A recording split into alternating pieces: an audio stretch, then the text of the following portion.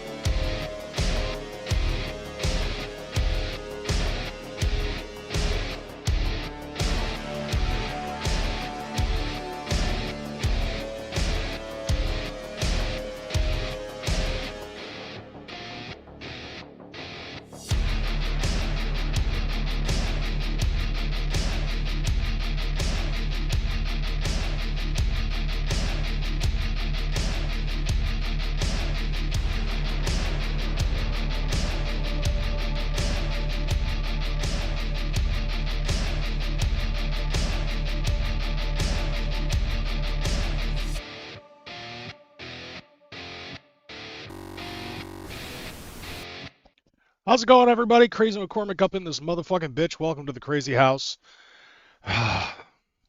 So yeah, as you can tell, motherfucking, I don't even know, bro. Like I really didn't even know. I scrambled this week.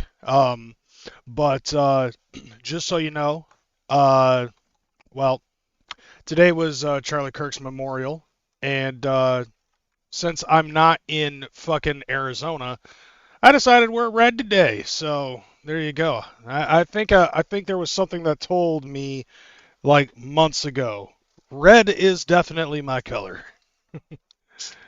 Let's see. The original Crazy McCormick died in a car crash in 1966, and CPN replaced him with a look-alike. They left clues in their Abbey Road poster if you look close enough. That is actually truth. Yeah, I think I'm a clone now. Every chromosome is a hand-me-down. Anyways, um,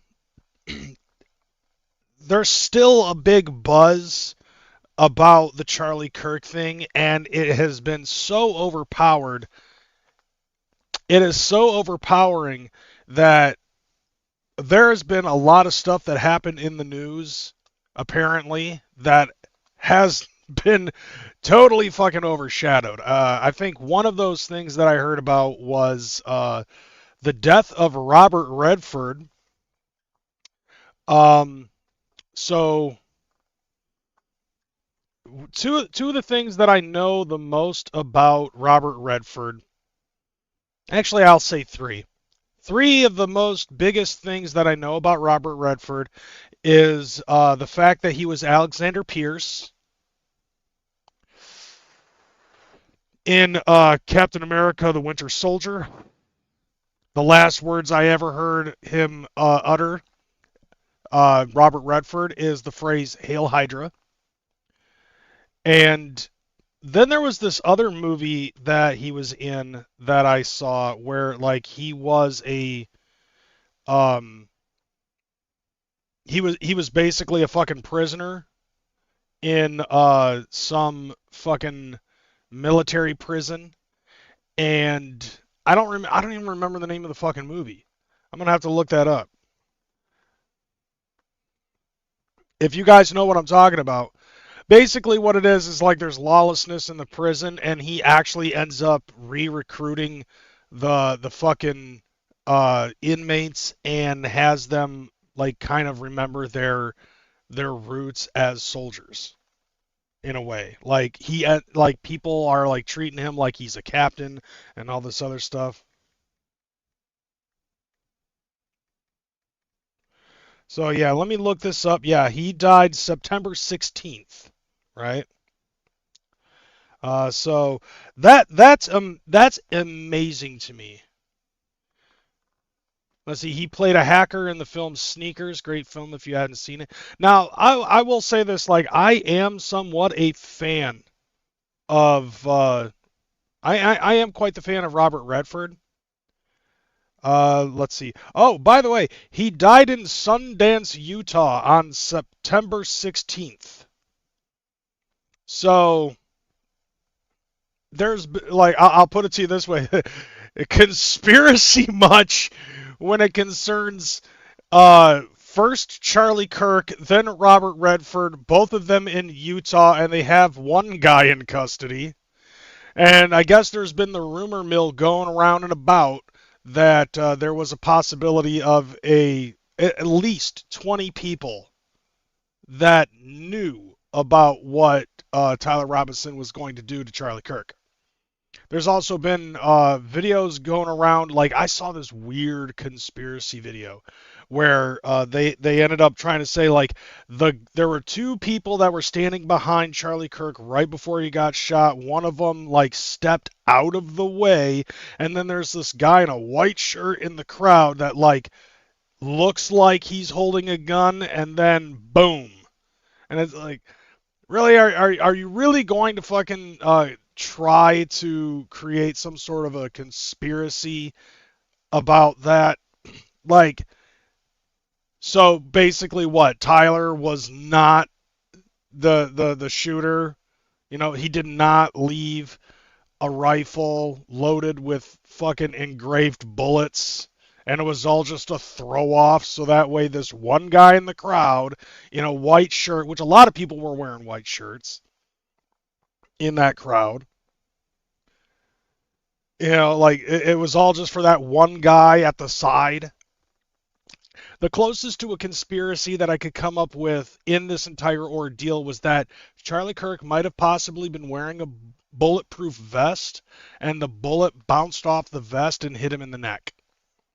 Like it slowed it down enough to just pierce through his flesh, but not the bullet.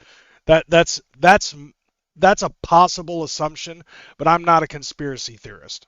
And I try not to let that stuff get into my fucking into my psyche, you know what I mean?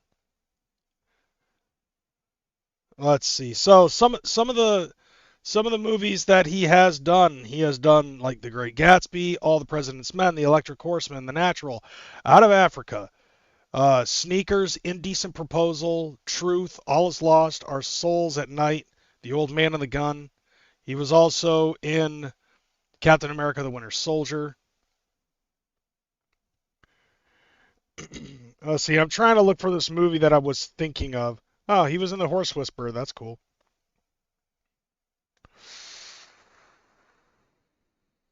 Butch Cassidy and the Sundance Kid.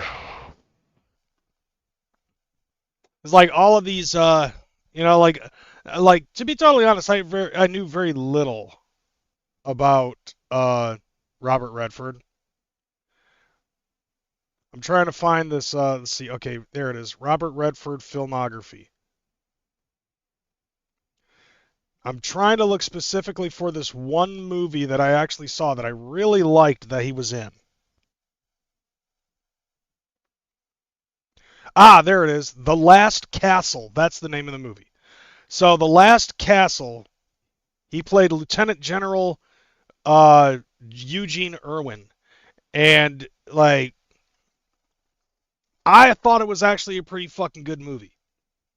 But the only reason why I watched this movie was because of the third thing that I know about Robert Redford, and that is that one of my ex-wife's friends, his aunt, was so obsessed with Robert Redford that she actually took a bus or flew or drove or something. Found out, over to California, found out where he lived, stalked the motherfucker.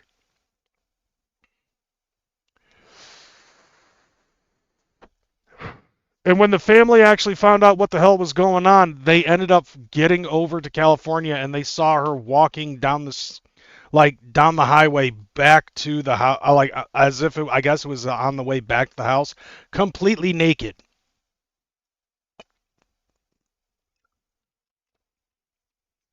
I don't know exactly when this happened. However, what I do know is that Robert Redford does, or did have, he actually had to fucking sign and deliver a fucking restraining order from her every year. Every year. And I think that's kind of funny. And so like when I heard about that shit, I was like, okay, I ended up actually asking my wife, like, okay, what the fuck is going on with this Robert Redford story and why is it so important? And she ended up telling me. And so I'm like, do you know of any Robert Redford movies? Because like I'm interested in seeing what the big deal is. And so I watched The Last Castle and it was good. Like I really liked that movie.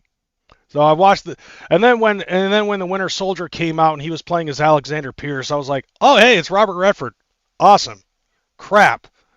This means Homegirl's gonna fucking enjoy the fuck out of Marvel movies and she's gonna be like a big Marvel fan. But she was also a huge Highlander fan too, but not to the extent of having to stalk Christopher Lambert or Dean Paul. So I guess I could say rest in peace to Robert Redford. And that was like the biggest piece of news that I know of that was actually rather overshadowed by this Charlie Kirk stuff. As a matter of fact, we're probably going to be talking a little bit more about that in the latter run, but we got some other stuff, which it doesn't really feel like that there's a whole lot of stuff going on in the Juggalo community as everybody else is anticipating and waiting for Hallowicked. But yes, there like just for y'all, I'm actually going to fucking bring up some Juggalo related news, just so that way y'all can be fucking fat and happy. All right? Because this is, like let's just keep in mind, of course, this is my show and I'm going to say whatever the fuck I want with whatever it is that I want. You can watch it if you want, I don't give a fuck. It's not like I'm getting fucking paid daily for this shit.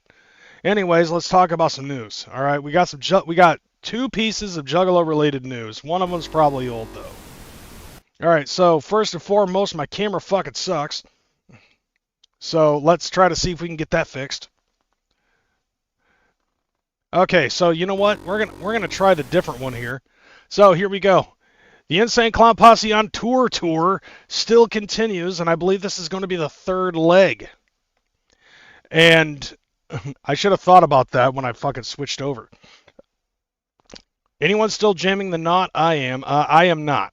Like I don't even, dude. My fucking phone has been on lock on TikTok 90% of the time.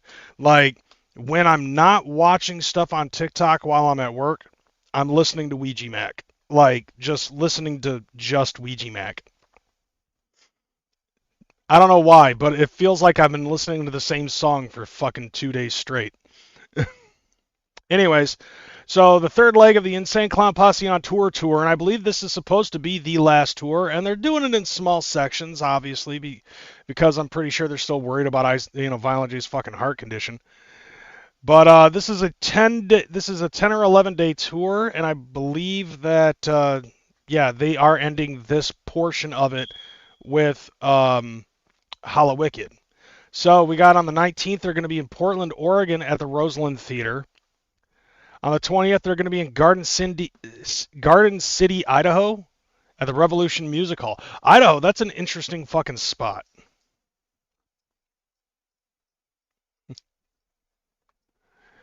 Hitting a Ouija phase crazy, you're going to send me on a Ouija bender saying that. And it's not really like a phase or anything like that. I just haven't fucking changed it to anything else because I've been solely focused on a lot of stuff going on TikTok. Okay, so then the 22nd of October, they're going to be in Anaheim, California at the House of Blues. On the 23rd, they're going to Las Vegas, Nevada for the Brooklyn Bowl. The 24th, they're going to be in Riverside, California at the RMA. On the 26th, Denver, Colorado at Summit Music Hall. Wow, that's wow.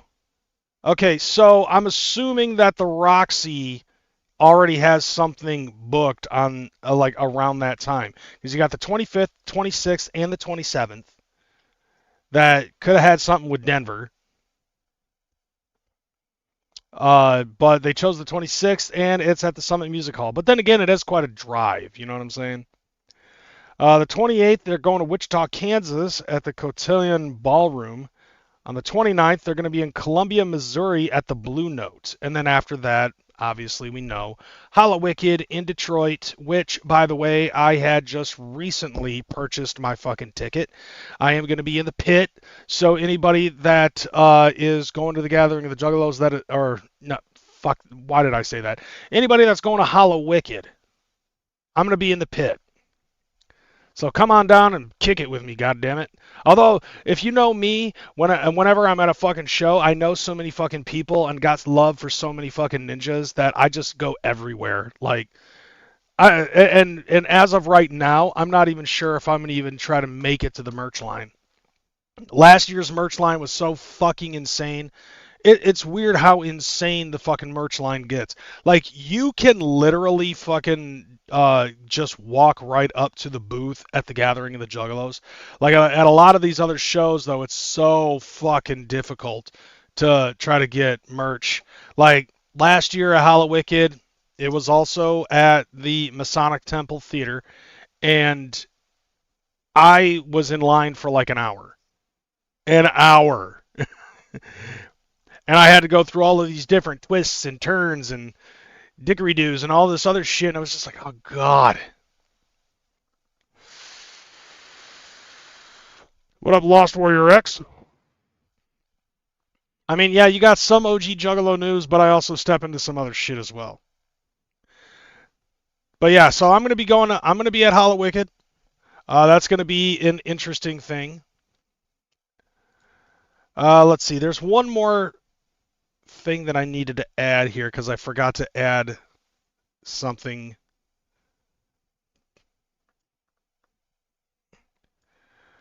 Okay. Yeah, there was one last thing that I forgot to add onto the show. Oh, Darth Juggalo 9. All right. Yeah, I know who you are, homie. All right, so we're going to have to switch it up over to this one just so that way we can see the next one. All right, so next piece of news. Razakal's on tour, and I don't care. Isham, on the other hand, he's got a event booked at Cadillac, Michigan on December 13th $20 to get in. Starts at 7 p.m. I'm assuming doors is going to be at 6:30 or 6 o'clock. Who knows? But apparently the only person that's really shown on here is Isham. But then again, does it really matter who else is up on there?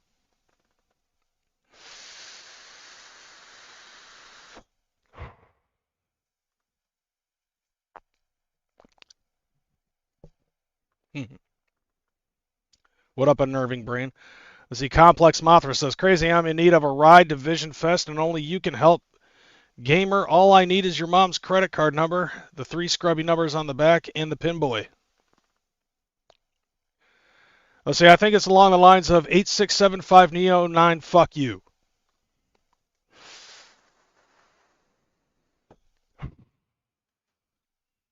Yeah, and I'm surprised. I'll be surprised if no one in the fucking chat says 67. Yeah, I'm 42 years old, and I'm just gonna do it. Because fuck you kids. 67. Yeah, I said it. And I don't care either. Oh, look at that. That's the old one.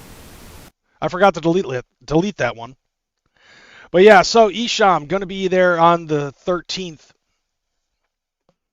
in Cadillac, Michigan at the Venue Event Center, 902 West 13th Street. You can get your tickets at thevenuecadillac.com/tickets. That's for all the suicidalists out there. And literally, that's the only fucking piece of news that I pulled from Fago Lovers. I haven't really heard much other news going on other than, obviously, like last week, I totally bypassed the coin show and stuff like that. And there are quite a few people who were able to get that shit. I had a homie who had four fucking coins, but wasn't able to make it to the show. And you are sick of the 6-7 shit. Literally, I figured it out because I actually I consulted my daughter about that whole thing because I saw it on TikTok as well. I've seen 3 videos involving 6-7, and I think the most annoying one was like there was like somebody who was like counting and counting numbers for like like almost as if it's like the take a number thing, and or no, it was at a restaurant, and they were like, okay, order 6-7, and the whole fucking place erupted, almost like fucking Jack Black saying chicken jockey, just with a lot less popcorn. But there was just, and I asked my daughter, like, does it mean anything? She goes, no. No, 6-7 doesn't mean anything. Basically, what it's meant to be is just an annoyance factor to piss off the old heads. And so some people have actually said there are certain things that some people are doing to combat this. One person said they just say 8-9. Somebody in one of the comments of one of these videos ended up saying, personally, I think 6-9 is better. Whatever happened to that? These soft ass kids. And then one person also ended up saying 5309. It's like it's the never-ending Gen Z, Gen Alpha fucking mindset that's trying to piss off the fucking Gen X and Zennials. And I think it's kind of fucking funny.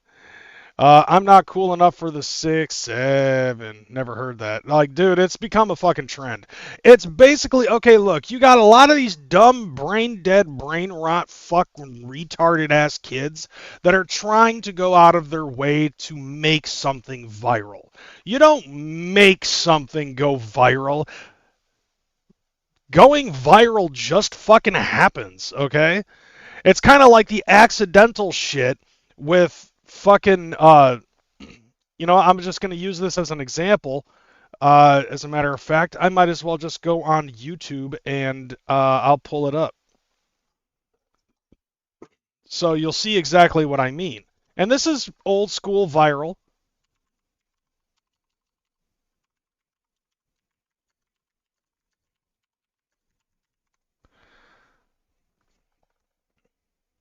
Okay, so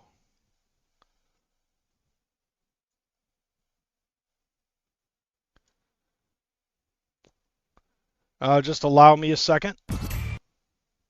Okay, so let us. Fuck you, computer. Anyways, here you go. This is an example of a accidentally going viral. Twisted Ash as a prime example.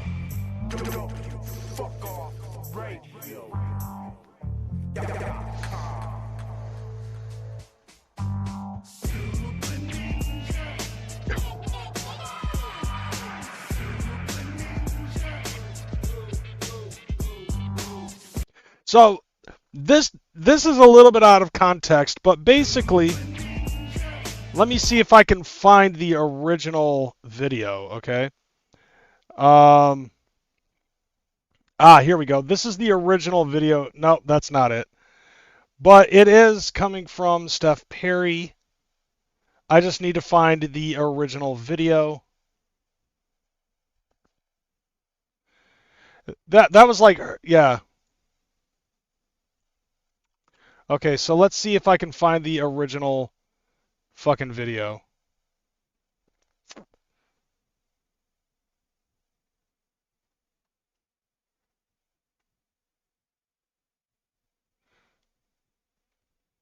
Yeah. Okay, yeah, here it is.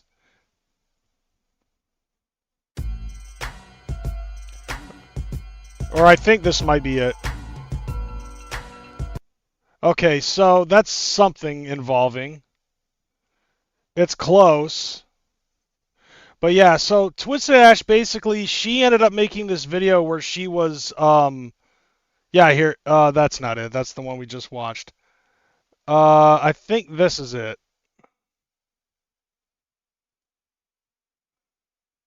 Person. Yup. In real life.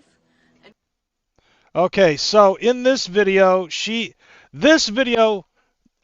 accidentally went fucking viral, right?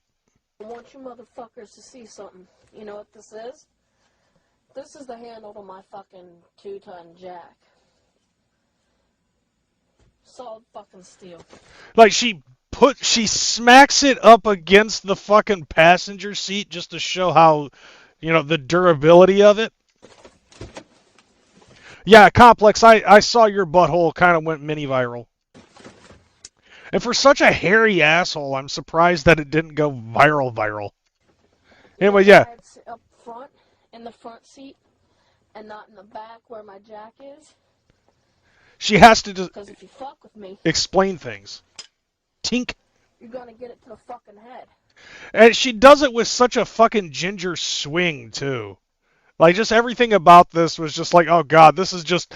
Yeah, this is iconic fucking YouTube gold, and the fact that she's a fucking juggler, and she never really fully fucking capitalized on it. Like, she did a couple of things, but she was just like, oh, I just don't feel comfortable about doing this stuff. No, fuck that shit. You should have sold out. Otherwise, you wouldn't be living in your car right now in the middle of Chicago. That's why. Yeah! It's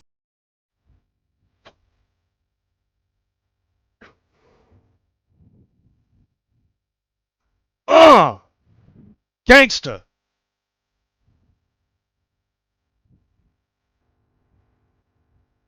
I will wiggle this dildo in your face. and fucking say shit to my face. This is what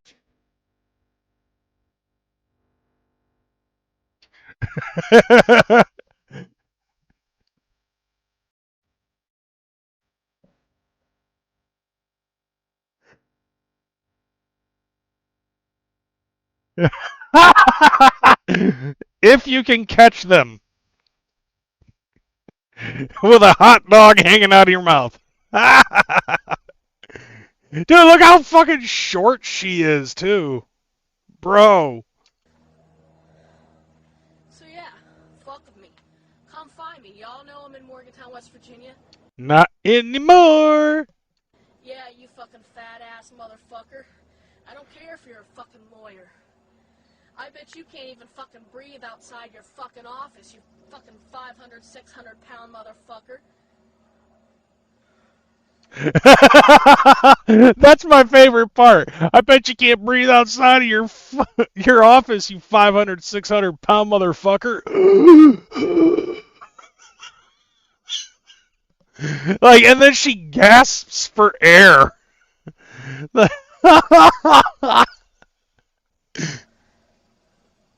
fucking thank God I fucking moved back home. To my grandma's house. So I would Wah! right in your fucking skull. Kiss off. Is playing a DoorDash ad right after she said I was a fat ass. Here, you fucking pussies actually fucking whine about me quitting the game that you fucking bullied me off of. World of Warcraft. I mean, that was the rumor, but I don't think it was actually World of Warcraft. You fucking attack me, you bully me off the game, then it's wah, boo-hoo, she just deleted her account. Wah. You're such a fucking pussy-ass motherfucker. You're actually complaining that the person you bullied left. I mean, I'm so sorry that, you got bullied off of Gaia Online. Because those were two prominent fucking, things back in the day. Like, at the time that she recorded this, World of Warcraft was actually still fucking big, and I only said Gaia Online because, that was a big, Avatar meetup, site and stuff like that. I only know that because of my friend Keo, because she used to rave about Gaia Online all the fucking time. But I'm not, I don't know, I don't know if it's actually a fucking, I don't know which one is actual truth. I don't know what game she's fucking talking about. And she never really goes into detail about that either. And this is for everyone who fucking wants to see moves. Ooh, oh, here we go, the ninja tactics. You think I don't look like much? You know you don't. Take the first shot if you fucking dare, because that's what I fucking learned in ninjutsu. Block, or I can go lower. Dude, she did that so fast, I didn't even see her do anything. Like, bro. Right to the fucking balls. Thing, I'm short. I can get low to the ground. Okay, yeah, like Odd Job in 007 on Nintendo 64. You know what I'm saying? No, that's not even ABK. That's a Blaze gang rag that you got with the album. And you can't fucking hit me. Wanna try it? Bring it, motherfuckers. Bring it. You see my house? You see where I fucking live? Bring it. Oh yeah, cause that random trailer park in fucking West Virginia. We know, you know the one. She doubles. That's an example of viral, right? Like, that video ended up fucking going off the rails, bro. I almost switched it to the wrong channel. I have her green shirt, bro. See, that video accidentally went fucking viral. Now, obviously, that's not the original. I think the original ended up breaking, but, breathing heavy while recording this is, one of the comments. So, that video was so fucking popular that she ended up reaching 26,000 subscribers. And instead of actually capitalizing on that shit like she should have, she just went on to do some other shit. And it was like, and a lot of us saw that and was like, dude, what are you doing? Swill, what up? Spamily in the So that right there, She was serious about what she was saying. I don't know who it was that she was talking about. I don't know what game she was talking about. However, the the whole fucking argument though was a personal thing, and somehow it went viral, and it caused her to fucking get a whole fuck ton of subscribers, a whole bunch of attention, and it was totally unintentional.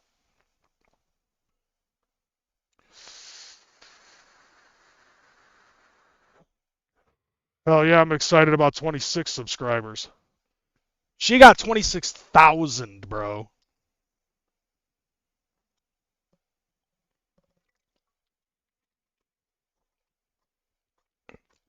The intent of the video was basically to fucking yell at people for fucking bullying her off of fucking video game. But like, as of right now, people go out of their way to try to do stupid shit in order to try to go viral. Like the 6-7 thing that I was talking about. That's the core, that's what I'm talking about. People go out of their way to try to create some sort of a fucking viral moment because they think, oh yeah, if I do this, then it's going to go viral. Or, like some sort of a fucking trend. It's like back in the day, we weren't trying to fucking do that. Like there were people that were just trying to build community. And that's really all that it was.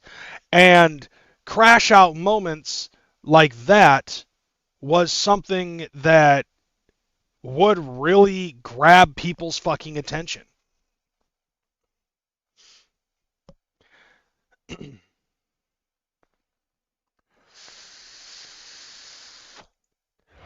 The downside, though, is that this started happening so goddamn often, and people were getting talked about on the news or, like some other social media outlet.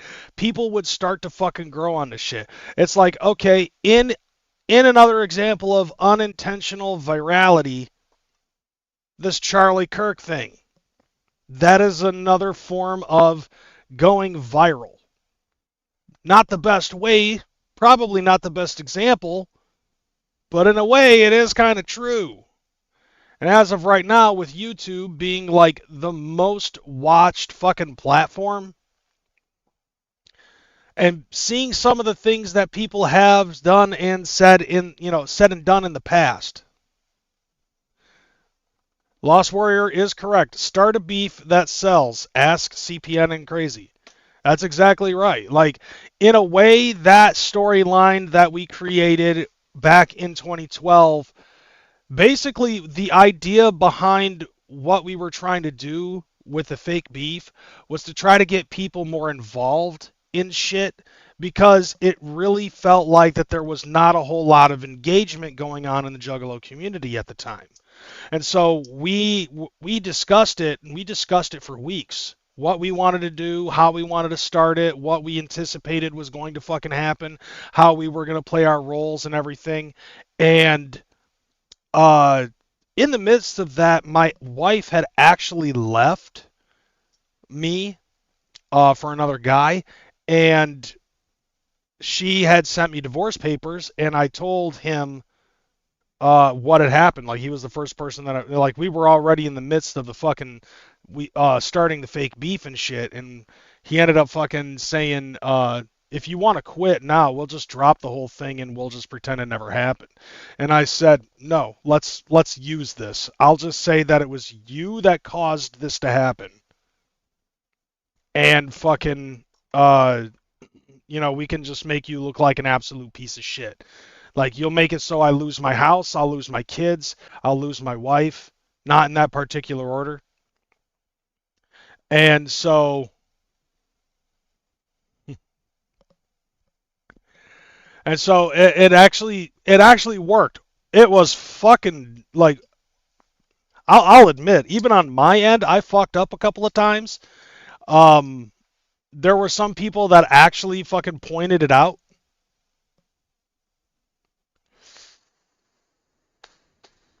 But we just ignored that fact. And maybe I got it backwards. Well, I wouldn't say that it was karma, but I'm not going to get into that shit. Basically, what I'm saying, though, is like what we did, we actually fucking got it to work.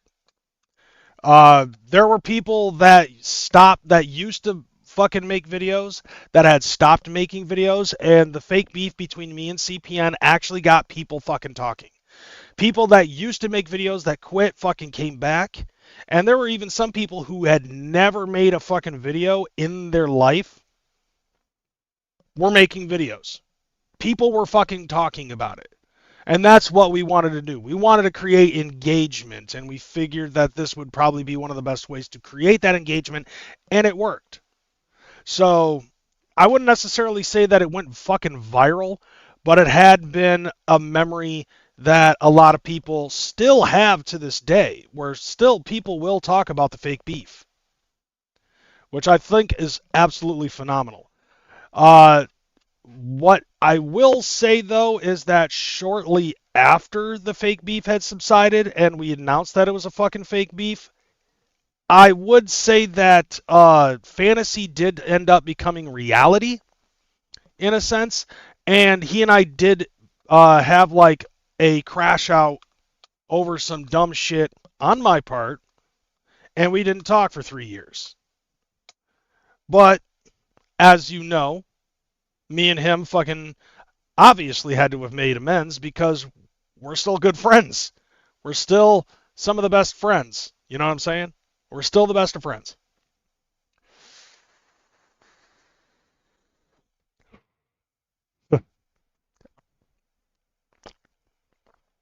Okay. You hate Keezy. Okay. Well, I don't. So you're not bringing me into any anti-Keezy fucking hate cult swill. Oh, don't worry. I'm pretty sure in about 6 months you guys will fucking make amends. I mean, I saw, yeah, exactly, free Kunsky. I mean, I saw that Deck One Delt made amends with Humble Among after months of, you know, button heads. And hell, even I tried to fucking make amends with Humble Among. Still haven't gone any further with it, but it's whatever, you know, like, forgiveness is divine. That's the way I look at it, because I hold no ill will towards the dude. I really don't.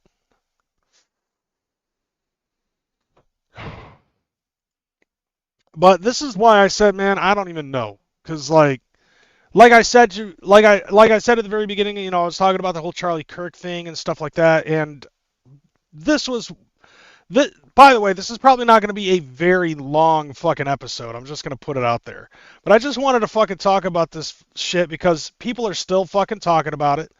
And I feel like that it is rather important, especially since the fact that people on Facebook, even in my own fucking inner circle, are still going nuts over it, to a point where even Wrath of God is just like, dude, I'm getting ready to mute some of these motherfuckers just to get this shit out of my fucking feed. We are dragging this bitch out for 3:30.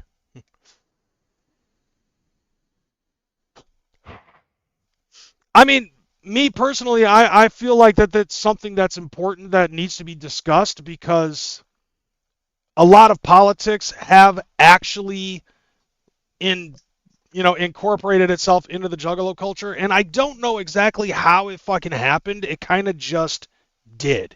You know what I'm saying? And I think maybe part of it might have to do with the fact that a lot of us, when we first came into the Juggalo scene, it really wasn't even about politics. All of us had the same mindset, the same fucking goal. And even to this day, I still have the same mindset and goal that brought me into the Juggalo community in the first place, regardless as to what political affiliation that I allow myself to be in. And I'm getting sick and tired of all of these fucking young cats that are trying to say, I don't understand how you can be conservative and be a juggalo at the same time, because I am. I was raised that way. I'm sorry, but I don't think that it was like, oh, I'm a liberal, so I have to be a fucking juggalo. Or, something to that effect. I am a juggalo first and foremost, and that supersedes all of my political views. And that, to me, I feel like the more important thing, because let's face it, it is correct. When it concerns like the juggalo shit, obviously, no bigotry, no racism, fuck the rebel flag, all day, every day, and I still feel that way, regardless as to what side of the political aisle I lean on. But what I don't like is a bunch of bullshit getting misconstrued.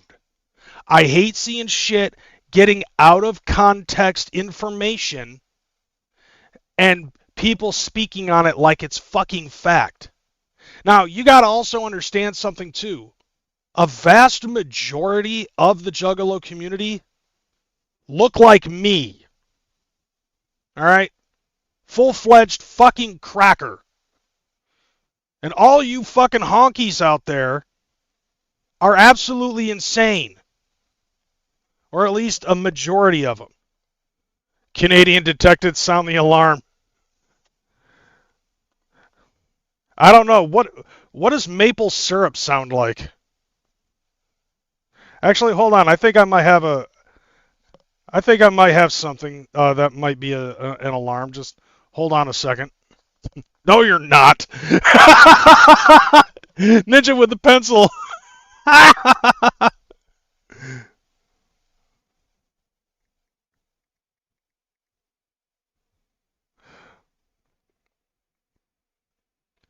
Hold on. I think I might know.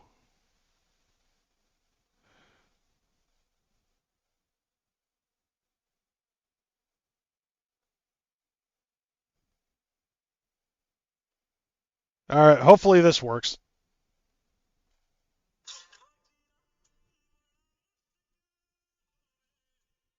No, that sounds weird. Nope. Oh, come on. Why do I have to watch a fucking ad for this? I don't care about that.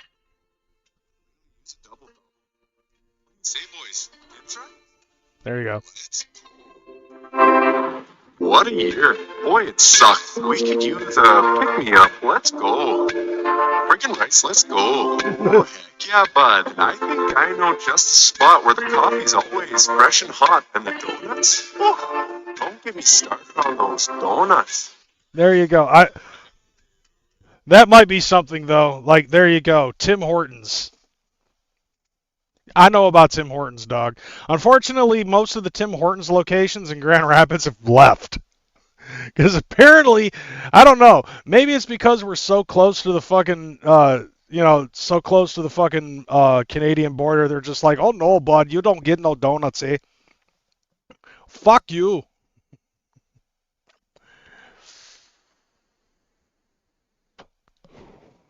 Yeah, that is another thing too. Is like I've been seeing some people, since we'll talk about some Juggalo shit a little bit more. So I've been noticing, there's not very many people that are really fucking bragging about their jug card.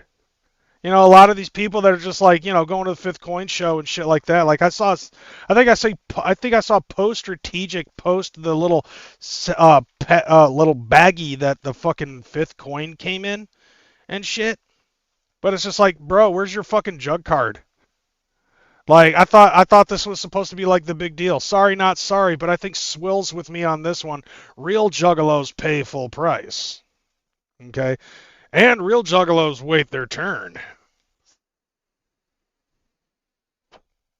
Don't get me wrong, I think that that's actually a pretty interesting ninja mission. But I personally think that they really fucked up on that one. The biggest ninja mission that I think anybody really ever had. A lot of people had to wait because the ID printer broke. Wow. I'm getting a bootleg one that says Juff card. Dude, Complex, you totally fucking should.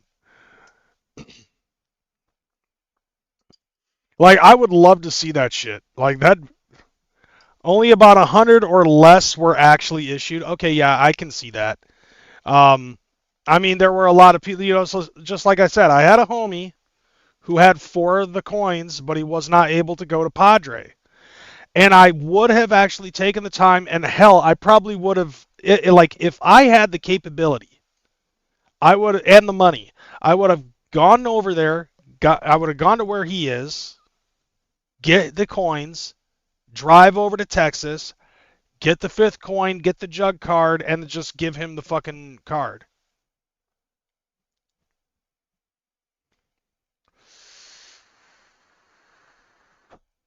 Right. I'm not your buddy, friend. Zach had to wait for his in the mail. Holy shit. So, like I think it's cool though. I think that it was a good ninja mission. Unfortunately, when they started it, I was fucking broke. So I wasn't even able to get the fucking pay-per-view. Plus, I was busy as shit. Because I was broke. You know what I'm saying? What's next? The coins will be able to be exchanged for a Juggalo cryptocurrency. Like, honestly, I had been thinking about, like, I had the thought about possibly creating a fucking Juggalo-based crypto coin, but I don't know exactly what you would need in order to start your own cryptocurrency. Not to mention it's Juggalo shit, so it's like, I doubt that it would actually fucking go anywhere, except even in our own fucking community, But I think it would be cool just to have a fucking Juggalo coin. Instead, ICP decides, hey, we're going to try to invest in NFTs. Like, and by the way, NFTs fucking died so quick, and I find that to be incredibly fucking hilarious. So, what was I going to say? Yeah, so outside of all of that, let's get back into what I was talking about before, which was the whole thing about, conservatives and juggalos and shit like that. Now, I want to say one thing, though. If there were to be a juggalo, that could be the conservative voice. It's definitely going to be me, because, like, there's some other people out there who are like, I'm conservative juggalos, and I have a YouTube podcast. Yeah, that's great. But you don't have the prestige that some others have. Not to mention, any video that I see you can't help but not talk about your fucking prison time. So shut the fuck up. Go ahead and try to say that I'm not relevant anymore. Because obviously, I am. People still come in and watch my shit. But anyways, here's the thing though. I am a juggalo first. The politics is just a small extension of me.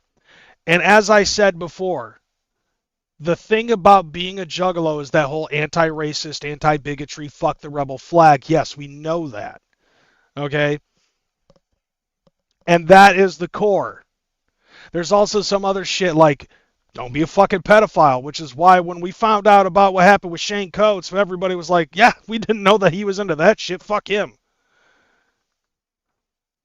And then when we ended up getting fucking Chris Hansen to host the Gathering of the Juggalos. Coolest fucking thing ever. One of the coolest fucking things ever. Seconded, I would have to say, by fucking Charlie Sheen being up in that mix. When Charlie Sheen found out about Juggalo shit, hell yeah, that was dope. Unfortunately, I don't know anything about what's going on with Charlie Sheen at the moment. But I do actually, I did recently see Charlie Sheen. He was on Joe Rogan when the news broke out about what happened with Charlie Kirk. And even Charlie Sheen knew about Charlie Kirk, which I thought was really fucking dope because he had a lot of nice things to say. There were a lot of people who know that motherfucker personally that had a lot of nice things to say.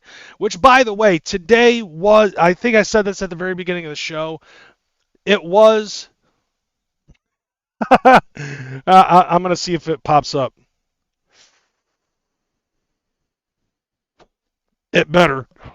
Otherwise, I'm going to have to fix some shit. And by the way, I just want to say, fuck Crazy McCormick. Whack as fuck.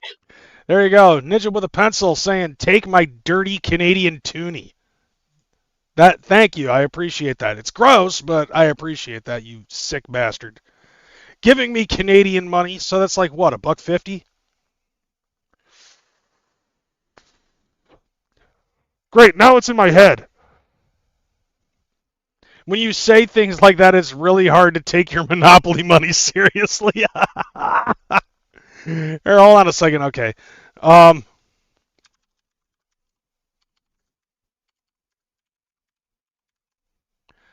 let's see.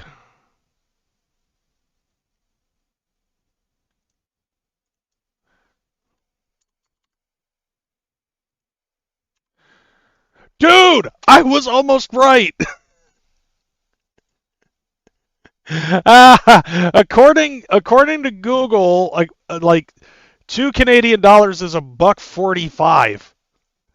I was 5 cents off. Wow. Okay, that sucks. Of course, my fucking camera. I don't know why, but my camera does this. It like freezes every now and again. But whatever, dude. That's fucking great.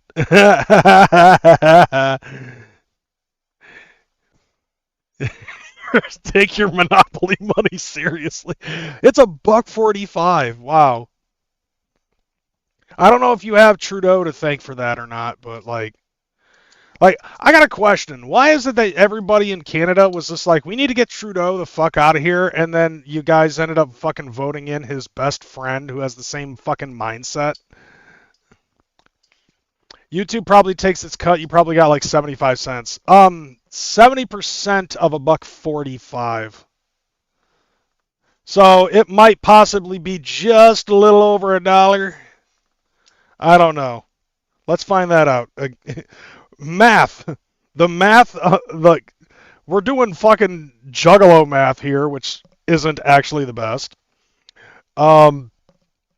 Okay, so $1.45 minus 30%. So yeah, I got just over $1 out of that toonie. Damn. Fucking exchange work and shit like that. But nevertheless, though, I do appreciate the toonie, even though I'm only getting half of it in American. But I do appreciate it nevertheless. Love you, bro. Ninja with a Pencil and I have been good friends for a very long time. I've known him since the fucking before times on YouTube. And when I say the before times, I mean prior to Admageddon.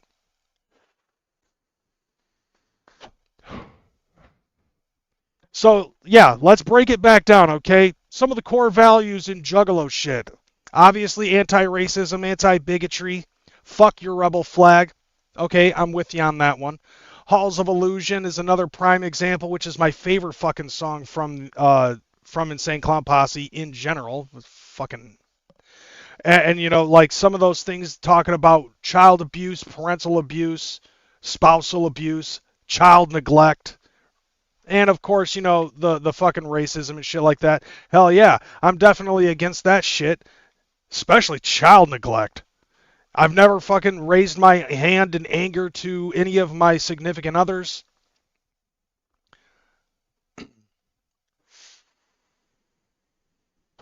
I was raised in that kind of environment as a fucking toddler. And by the way, I just want to say, fuck Crazy McCormick. Whack as fuck. Lost Warrior X with that actual $2 super chat saying, "Here's your other $1 XD." Thank you, I appreciate that. If you still see it in the live chat, make sure you give both of those motherfuckers a like for that shit. They deserve that shit. Thank you guys, I appreciate the love. And so like obviously like the pedophilia thing, that's definitely something that I'm fucking against. Is there anything that I'm missing here? Because I'm pretty sure that, you know, like anything that they have said in their music since I started listening to them in 1995, I'm pretty much in favor of the anti-whatisms that Insane Clown Posse has put up out there. All right. I feel like that a lot of the stuff that Insane Clown Posse has said in their music over the course of time has really treated me well and turned me into a very good moral soul. So with that being said, it's like, okay, I can understand the fact that what they're doing in the music is entertainment and not real. And so what confuses the fuck out of me is when you've got a lot of these young cats who want to make it seem like that they're totally into politics and stuff like that. You can tell that they're left-leaning motherfuckers because they're always trying to say some stupid shit like, I don't understand how you can be a conservative and be a fucking juggalo. Why? Because Violent J doesn't like Donald Trump over the whole wall thing? I saw that look on his face when that one kid fucking showed a picture of Donald Trump in face paint, and he's like, yeah, I totally forgot why I hated him because of that fucking wall. And like, okay, once again, this is a prime example of what happens when stuff gets taken out of context and thrown into the public light and mitigated as actual fact. And that is one of the reasons why Charlie Kirk got shot. It is also, it is also one of the reasons why Jimmy Kimmel got fucking fired last Monday. So we're going to talk about that, yes. Because the ongoing drama fucking continues about what's going on with the whole Charlie Kirk situation. And this is what happened.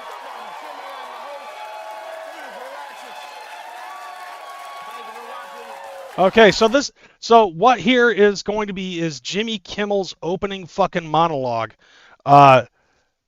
in the last episode that they did, which is this past Monday. Thank you for joining us after Monday Night Football doubleheader from Houston and Las Vegas. The Texans played Tampa Bay tonight. The Raiders hosted the Chargers. And this morning at 7:46 a.m., our president, who is staunchly pro-concussion, he loves his CTEs, weighed in on the games on Sunday. You know, he sat up in bed and... You know, in order to be a late-night comedian or even a comedian in general, you have to understand something. You have to be funny. And when you've been on since 2003 as a fucking late-night show host, and now you're no longer funny, it really says something, I think. Posted, the NFL has to get rid of that ridiculous-looking new kickoff rule. Yeah, I think what it is, what is that kickoff rule? Like, they can't fucking, like, the last I saw, like, so one team kicks off, and they can't move until somebody on the other side has the ball in hand. Then they can start charging towards the opposition, right? Am I correct on this with American football? I don't know. One of you motherfuckers has got to watch football. I know I don't. But I think that that's what it is now. It's like, okay, once the ball is kicked, you don't run until the other team has the ball. What is this? So that way they can get like an extra 10 yards going on? Like, I don't know why. I don't know. Because I remember watching football, and I saw, like, when I was a kid, it was like, okay, run, everybody's fucking running towards the other team. Even as soon as the ball was launched.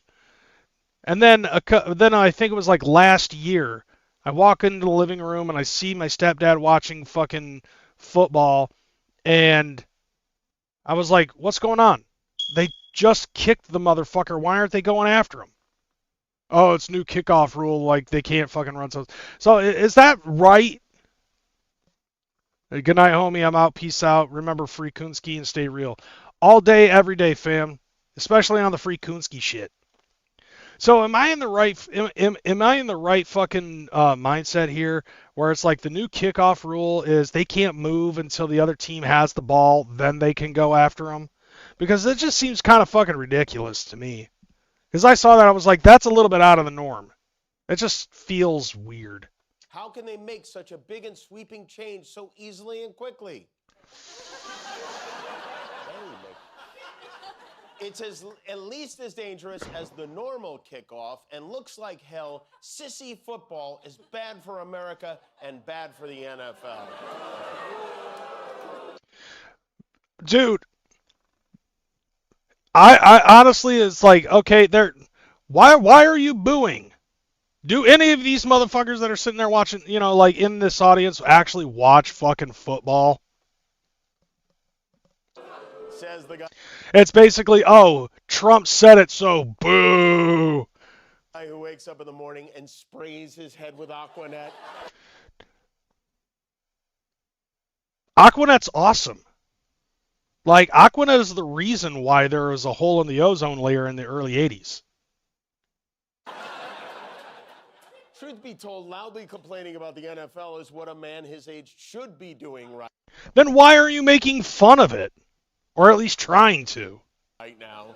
Maybe he'll send in the National Guard to fix it, and then 20 minutes later, he's on to an entirely different subject, TikTok. His Treasury Secretary announced that they have a framework of a deal to sell TikTok to an American company. Which I believe the deal has been settled and Oracle now owns a portion of it. And then people ended up fucking complaining about that shit. Like, I saw something about that on TikTok itself, and then I go into the comments of said video, and people are like, Oracle is owned by Israel, and blah, blah, blah, blah, blah.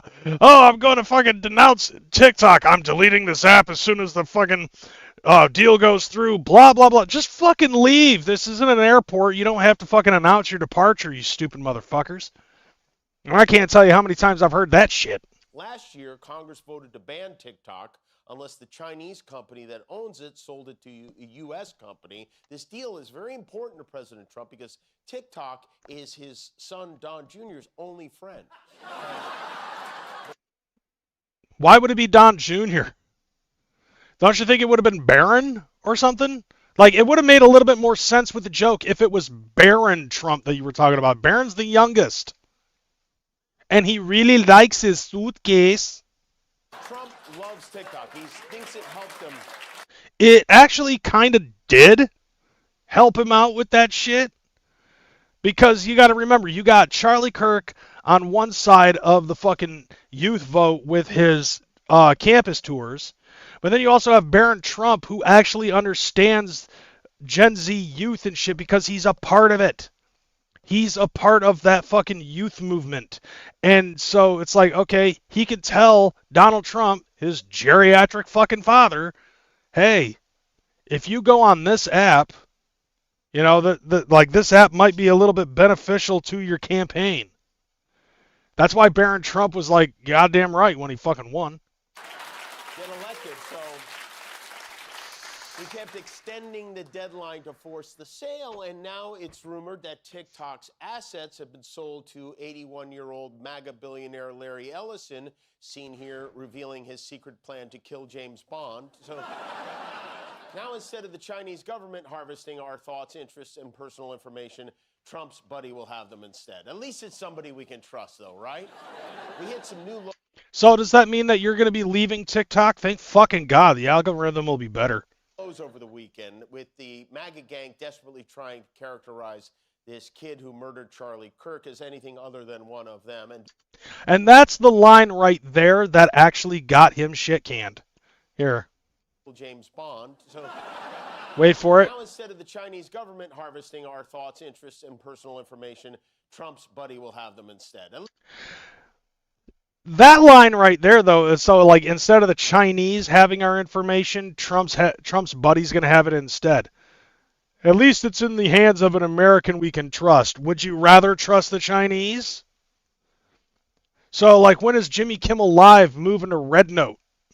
At least it's somebody we can trust, though, right? Did he move to Red Note? I don't know. I deleted that app. We hit some new lows over the weekend with the MAGA gang desperately trying to characterize this kid who murdered Charlie Kirk as anything other than one of them and doing everything they can to score political points from it. In between the finger pointing.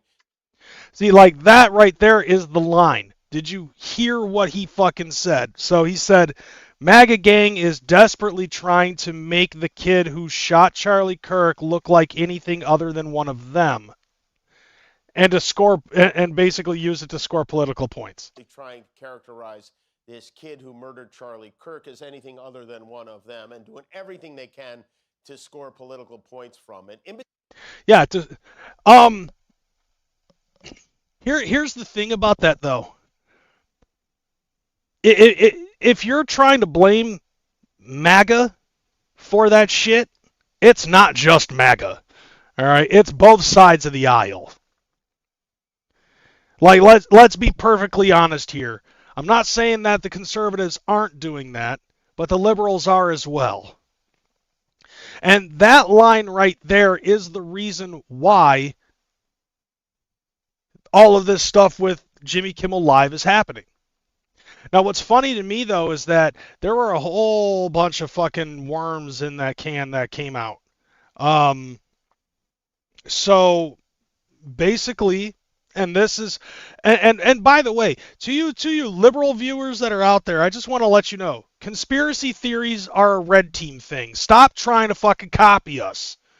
All right, like, I'm just gonna put it out there. Like, I'm not a conspiracy theorist at all. Like, I don't believe in a lot of these conspiracy theories that fucking come up. But like, one of the things though that a lot of people on the red do tend to do is a lot of conspiracy. And what's funny about it too is, like, most of the time they're right. And it turns out that they've been right all along. Even though a vast majority of them, a majority of those conspiracy theorists on the red side, they fucking feel like they have undeniable proof. Okay? And it's like, you have your fair share of fucking crazies out there. I'm not going to fucking lie. And that's usually the reason why I'm just like, whatever on conspiracy theories. I do have thoughts, nevertheless, But I also am not going to be one to say, unless I have receipts, I am not going to fucking talk about it. That's what keeps me separate from a lot of these conspiracy theories. A lot of conspiracy theories usually are put together by loose ends, and I don't follow that shit. It's like, I'm not going to talk about something unless I actually have a fucking receipt to prove my fucking thought. And usually with my assumptions that I don't have solid proof on, I just tell ChatGPT. But that was the straw that broke the camel's back. Now, this is where the conspiracy theory lies. On the left. So after this episode of Jimmy Kimmel Live, he came back to work the next day to find out that he had been indefinitely suspended for saying what he said about MAGA Gang and Charlie Kirk. Now, from what I understand, is that the main head of the FCC, Brandon Carr, I think his name is, ended up being on a podcast with Benny Johnson, I think it was, and he ended up fucking saying something about this event, what had been said by Jimmy Kimmel, and he ended up saying that ABC is going to have to do something about it or possibly face litigation.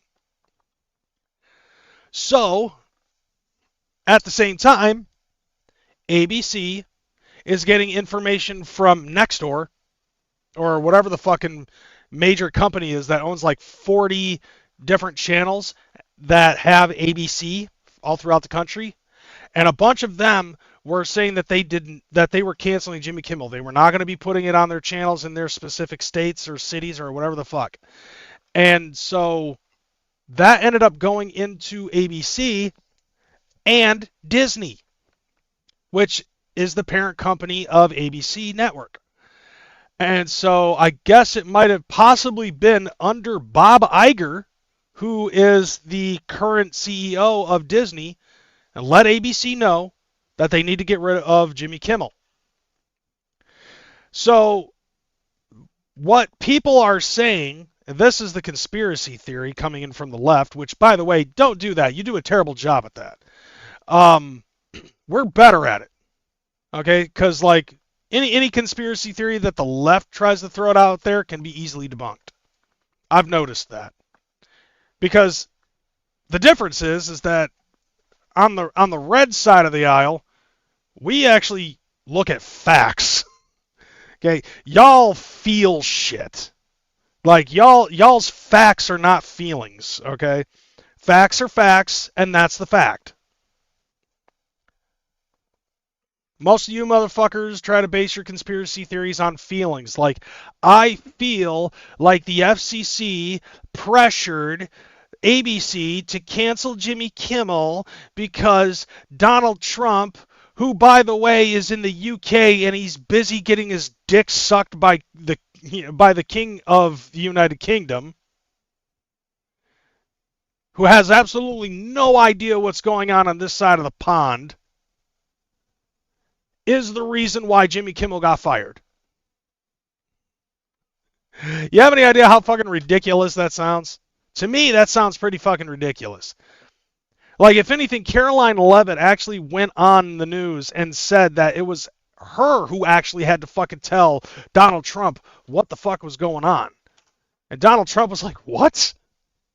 Yeah, and they're blaming you for the FCC saying what they said on Benny Johnson, when here's the reality.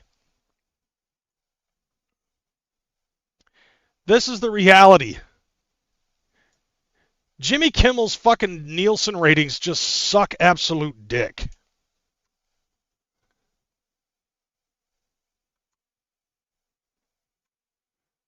Yeah, just to get that off of there. There you go. These are the Nielsen ratings for Jimmy Kimmel Live, Colbert's Late Show, and Jimmy Fallon's Tonight Show. Around the same period of time. Like, look at this shit, okay? So, you've got Jimmy Kimmel, who's been a talk show host with Jimmy Kimmel Live since 2003, right? In 2012, 2013, they switched from being on at 12:30 in the morning to 11:30 at night is when they started, and that's when you get like this peak, right? Right here, 2015 to 2016, his peak was at 0.55 in the Nielsen ratings. So if you want to understand how the Nielsen ratings work, the Nielsen rating, like when you see 0.55, that means that 500,000 people were watching his show on average during that season. I figured he got fired because no one watches his ish. You're pretty much correct, Ninja with a Pencil. But here's the thing about that. Like, take a look at this shit. All right? So there was a change at 11:30. So during 2012 and 2013, he switched it from 12:30 going live to 11:30 going live, and his shit spiked from 5.4 to 7.1. And then it's been on a steady decline since then. 2015, 2016 was around the time that Donald Trump was elected president of the United States of America during his first term when he went up against Hillary Clinton. And he was at 5.5, he was at 0.55, which means 500,000 people on average were watching his show. By the time Donald Trump was out of office and Joe Biden went into office, he lost half those fucking people. With now at 250,000 fucking people watching. And now Donald Trump being back in office, and he's still on the same shtick. 2024 to 2025, where we're sitting at right now, 0.16. He lost 100,000 viewers. Colbert, kind of the same thing. When the switch went from Letterman to Colbert, it had a little bit of a peak. But never has Colbert been any better than Letterman. Once again, his fucking shit steadily declined. And so by now, yeah, he's only got 20,000 more people on average watching his show than Jimmy Kimmel. And however, the worst of it, though, I would say, is The Tonight Show. Jay Leno was getting 1 million people a year on from in 2013 to 2014. Jay Leno had 1 million people on average watching him throughout that year. And then Jimmy Fallon fucking came in, and he ended up getting a rise of 500,000 fucking people. And then since then, he's also been on the steady decline, whereas right now, in 2024 to 2025 marker, he has 0.13. There are two factors that come into this. Okay? For one, and I'm surprised that they didn't show the Seth Meyers shit on here too. Because Colbert and Seth Meyers, both of them, kind of got into shit because of the political aspect of things. Colbert got his start, I believe, on The Daily Show on Comedy Central in 1997, and by sometime in the mid-2000s, he ended up becoming a major correspondent. So he was here and there from 1997 up until, who was it? Jon Stewart took the helm. And Jon Stewart and him, alongside with other fucking names and shit like that, it was all news, right?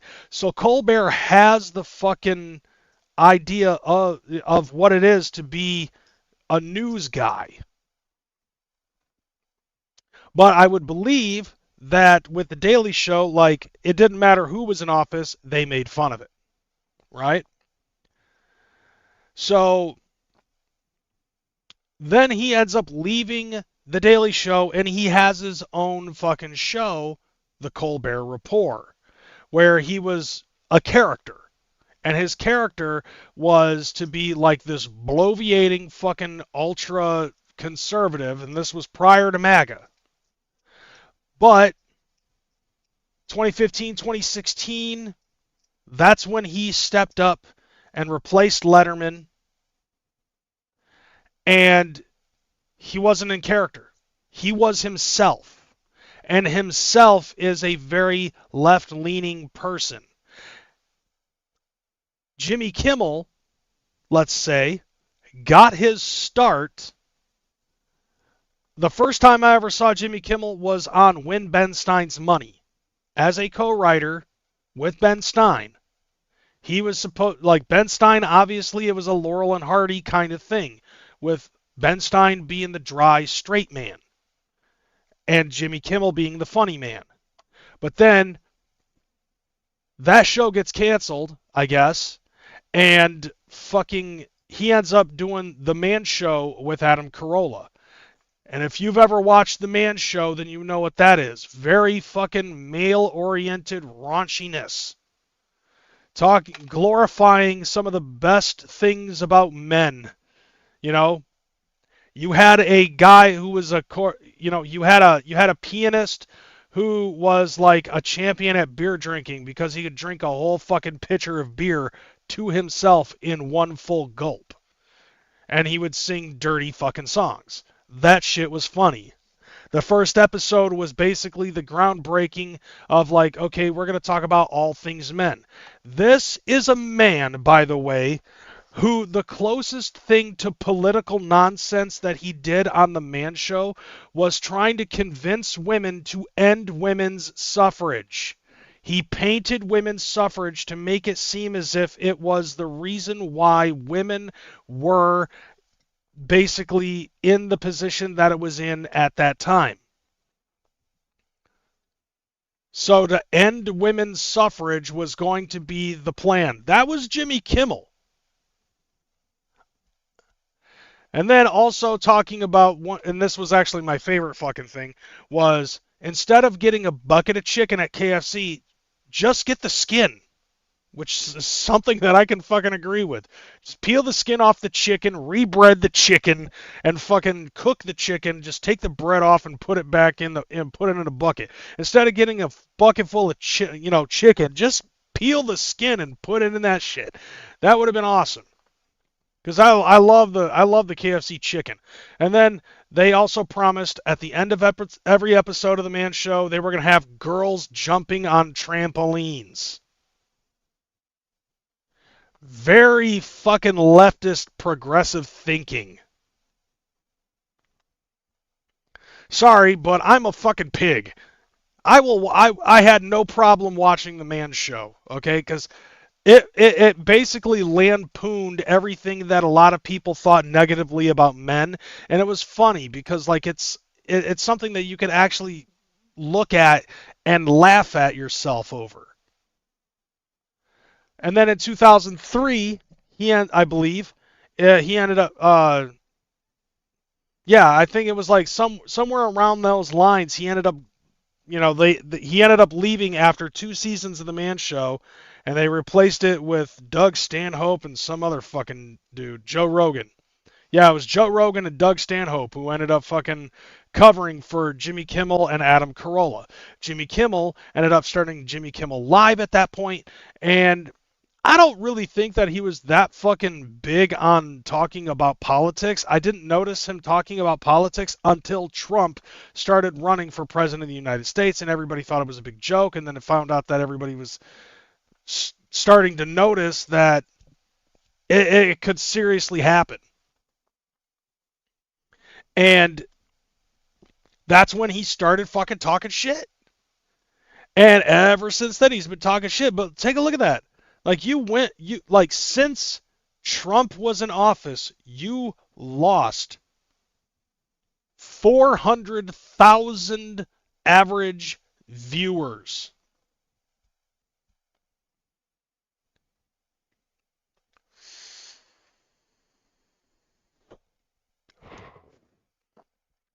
So I personally think that he already had his foot out the door, because take a look at these numbers. If anything, I would say it's a combination of the fact that these two and Seth Meyers continue to talk notorious shit on Donald Trump. Doesn't matter if what he does is actually beneficial to the fucking to the country. They're gonna talk shit on it. Now, Jimmy Fallon, on the other hand, I would say Jimmy Fallon does not focus on politics. Like, there's a couple of times where he has talked about politics, but Jimmy Fallon, for the most part, tends to veer away from politics. He's more along the lines of the interaction with the crowd as well as the guests. Like, he likes to have fun with his guests and shit, like that celebrity sing-off, dance-off, or the lip-syncing challenges and stuff like that. Like, I've seen that stuff. I think there was one time he had Kelly Clarkson and what's her fucking face. Anyways, yeah. So like the other chick ends up singing a Kelly Clarkson song in her own fucking voice, and it was fantastic to see that type of shit. But Jimmy Fallon, even though he is on a channel, I believe he's on NBC, The Late Show is on CBS, and Jimmy Kimmel Live is on ABC. We already know that Colbert's got on his way out the door. Jimmy Kimmel, on the other hand, I think that he was on his way out the door just because of the dip in ratings. See, here's the thing, though. Like, the worst of them, though, is Jimmy Fallon, and he does not talk about politics. So, to me, I personally feel like that it wasn't what he said necessarily. Yeah, the FCC guy might have been offended at what was said by Jimmy Kimmel, but you have to understand. Okay, nobody watches late night television anymore. Even Jimmy Kimmel, even Jimmy Fallon is falling victim to the fact that nobody watches late night anymore. Sorry, not sorry, But I think COVID might have also had something to do with that. And also the advent of apps. Whether it's Disney Plus, Netflix, HBO Max, fucking Hulu, ESPN has their own shit. YouTube, Twitch. Like, you have all of these different apps that have different programming. And late night talk shows, even though they've been around since Ed Sullivan in the 50s, social media apps are on the rise. As of right now, YouTube has the highest Nielsen ratings, and they swamp so many other fucking apps. They swamp so many other fucking television companies. All of the major networks. Even Fox. Average age for late night viewers is like 60 and the boomers are dying off. Legacy media is dying due to podcasts and news on YouTube. Yeah. It's like I'm pretty sure that at some point, even, dude, there are podcasts, and I'm including Turning Point USA on this one, that have more average viewers than Jimmy Kimmel, The Late Show, The Tonight Show, and some of them even get more viewers than all three of those motherfuckers combined. And that's good. They are losing the narrative, can't control the masses anymore. Well, that's part of it. See, I think, honestly, it's a combination, and I think it's more the fact that people are moving on to other apps. You know what I'm saying? I feel like that there's more people that are moving on to other apps and being more entertained by each other. Okay, like, I'm just a normal guy, and some people, I will say this, and I'm trying to say this without sounding like I have some sort of clout or that I have a big ego, but there are some people who even look at me, and Onstead, I know you know what I'm fucking talking about. There are some people that will look at me and see me as a celebrity, as if they put me up on that fucking pedestal, like, because I've been on YouTube for as long as I have. In the Juggalo community, people can possibly revere even me as somewhat of a fucking Juggalo celebrity. Deck One Delta's in that same fucking field. Swill is in that same fucking field. Thuggalo Show, also in that same fucking field. Even I get butterflies in my stomach when I'm around Onstead, and Onstead and I have been friends for years. You know what I'm saying? It's like I didn't when I was around Darby, and I still don't get that shit. You know what I'm saying? Like Wrath of God, like the same shit. You know, it's like when we're around each other, I still get fucking butterflies. But it's like, okay, look, we as content creators, and some of us, yes, are influencers, we actually have the capability to make more average fucking views by the end of the year than all three of these fucking shows. With Jimmy Kimmel, I have to say, here's the problem that I think, this is where Jimmy Kimmel, I think, is getting fucked. Because you have Seth Meyers, you have Stephen Colbert, and you have Jimmy Kimmel, and all three of these shows punch down on the right consistently. Even when Trump wasn't in office, Biden would have something to say about Trump, and they would fucking report on it and be like, oh yeah, I agree, here, let me take your weather-beaten cock and because they loved Biden so much. You know what I'm saying? But like, you can see though on the steady decline on all three of them, and I feel maybe Fallon might be getting hit because of what the other three are fucking doing. Jimmy Fallon does not talk about Trump on a nightly basis, and he's still losing in views. So I think it's a combination. He's just a fall guy at this point. You know what I'm saying?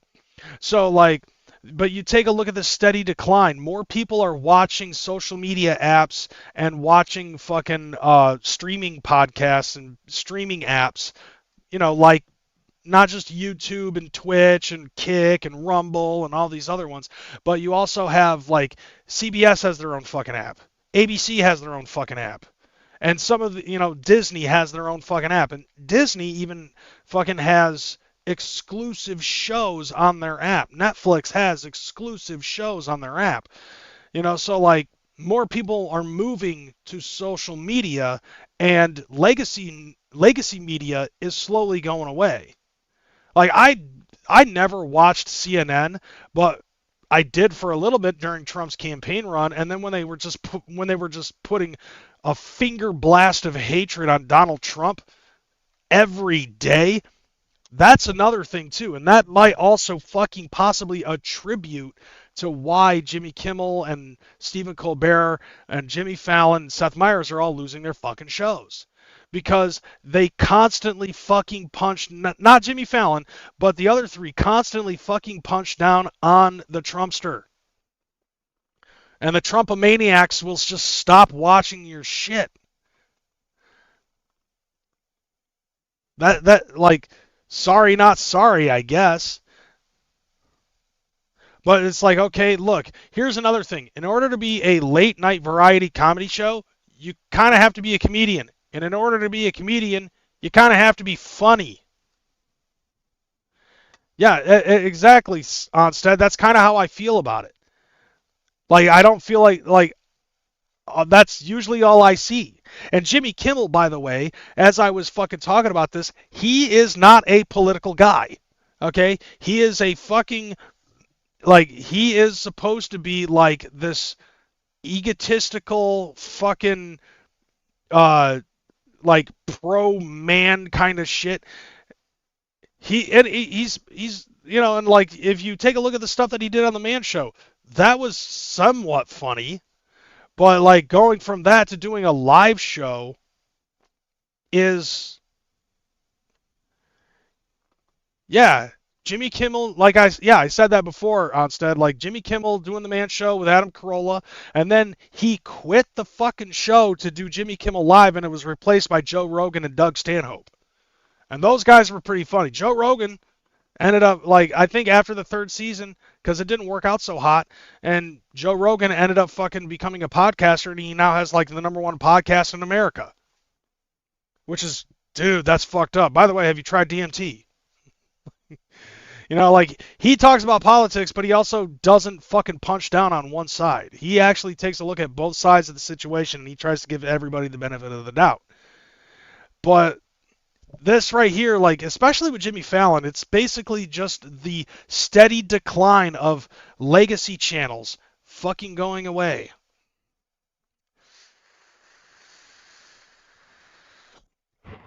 Yeah. See, now, Colbert, I know that Colbert has put CBS into a major deficit, right?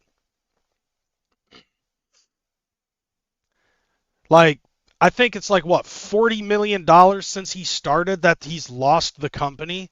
So it's no wonder why he's getting shit canned. And if you take a look at this, he's the bigger number.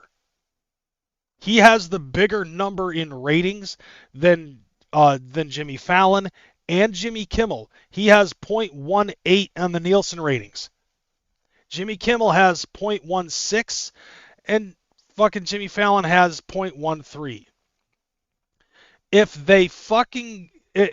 NBC keeps, I think it's NBC, but whoever's holding the Tonight Show with Jimmy Fallon, if they keep rehiring him, I will be surprised.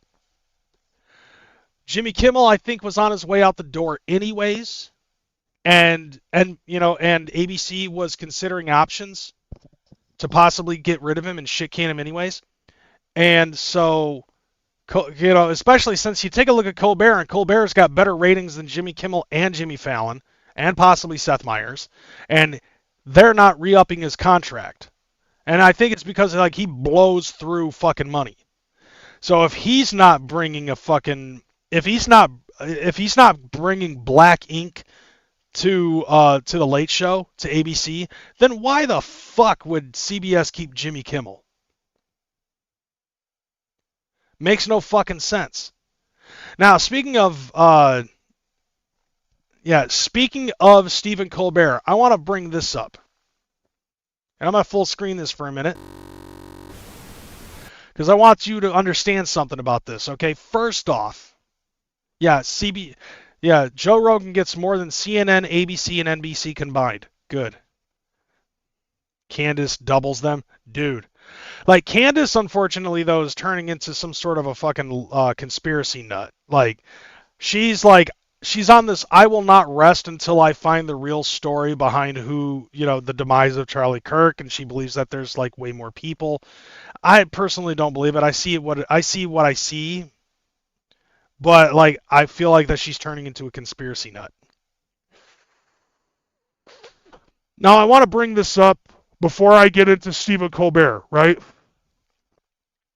Now, if you remember last week, when Charlie Kirk was assassinated, and all of these people on the left celebrating his death, soulless fucks, by the way. Now, keeping in mind, it's not everybody on the left. There were some people on the left that were just as appalled as all of us on the right were when we saw the celebration go down. And so, I even seen some people on the left that are like, this is not what the left should be. This is not what the Democratic Party should be about, is celebrating the death of a man just because he was on the right. And so some people have actually now denounced that shit. And so you have people on the left and on the right that are both fucking saying hashtag I am Charlie Kirk, because they believe that this man was murdered because of his opinions. Even if you don't agree with those opinions, he has the right to freedom of speech to be able to say those things. And none of the things that he said was actually something that was worth getting murdered. However, those exact same people that are celebrating and in turn losing their fucking jobs over what had happened, well, apparently they all think that what happened to Jimmy Kimmel was worse than a man getting shot in front of his wife and kids and a whole bunch of fans and a whole bunch of fucking college students. That was worse. Including Stephen Colbert. Because at this point, Stephen Colbert is already on the fucking way out the door, so what does he have to lose, right?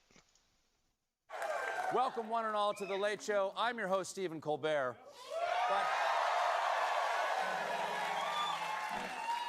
But tonight, we are all Jimmy Kimmel.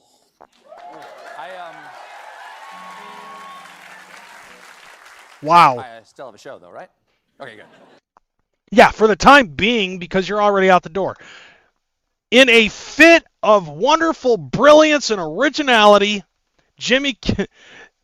I am Jimmy Kimmel comes out of the mouth of Stephen Colbert. Do you not understand something, okay? Jeju Charlie, in this case, Jeju Charlie Kirk, is meant to be because this man got fucking murdered.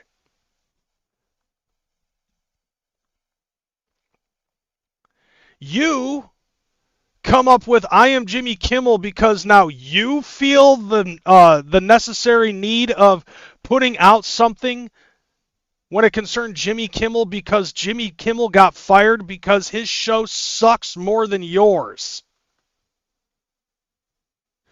And if anything, what he fucking said on his show about MAGA gang was the straw that broke the camel's back. And the only reason why you're able to fucking do what you're about to do is because you have a more popular fucking show.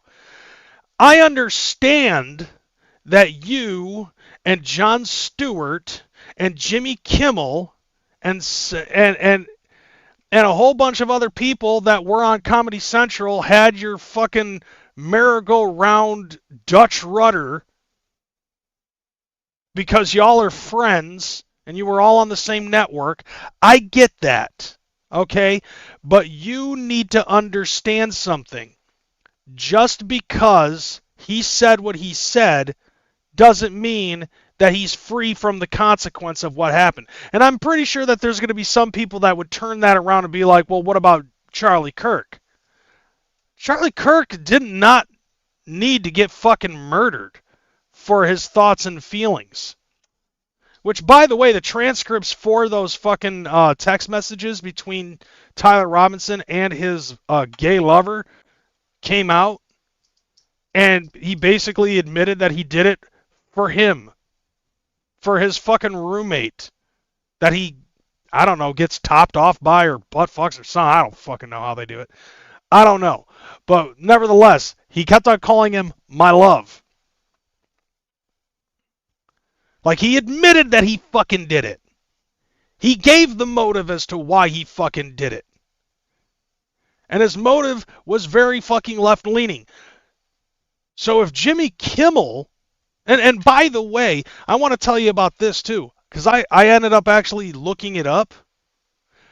The motive behind the shooter, the fact that he had left-leaning ideology and that was his motivation for fucking killing Charlie Kirk, who was on the right, that came out 2 days prior to Jimmy Kimmel saying what he said. 2 days. I honestly thought that it was like the day of. And so I was going to look at, okay, if both of these pieces of information came out the day of, what, you know, like between the left-leaning ideology of the kid, which, by the way, that came from police in Utah, versus the timing that Jimmy Kimmel said what he said. Because I already know that talk shows are recorded the day of, like early on in the day. I just didn't know exactly what time. So, let me see. So I decided to ask ChatGPT about all of this. So it said, Jimmy Kimmel Live. The regular taping is at 4:30 p.m. Pacific Time on the same day of the broadcast. There are occasional special episodes that may be live after major events, but the ordinary run, the monologue would have been taped earlier in the day.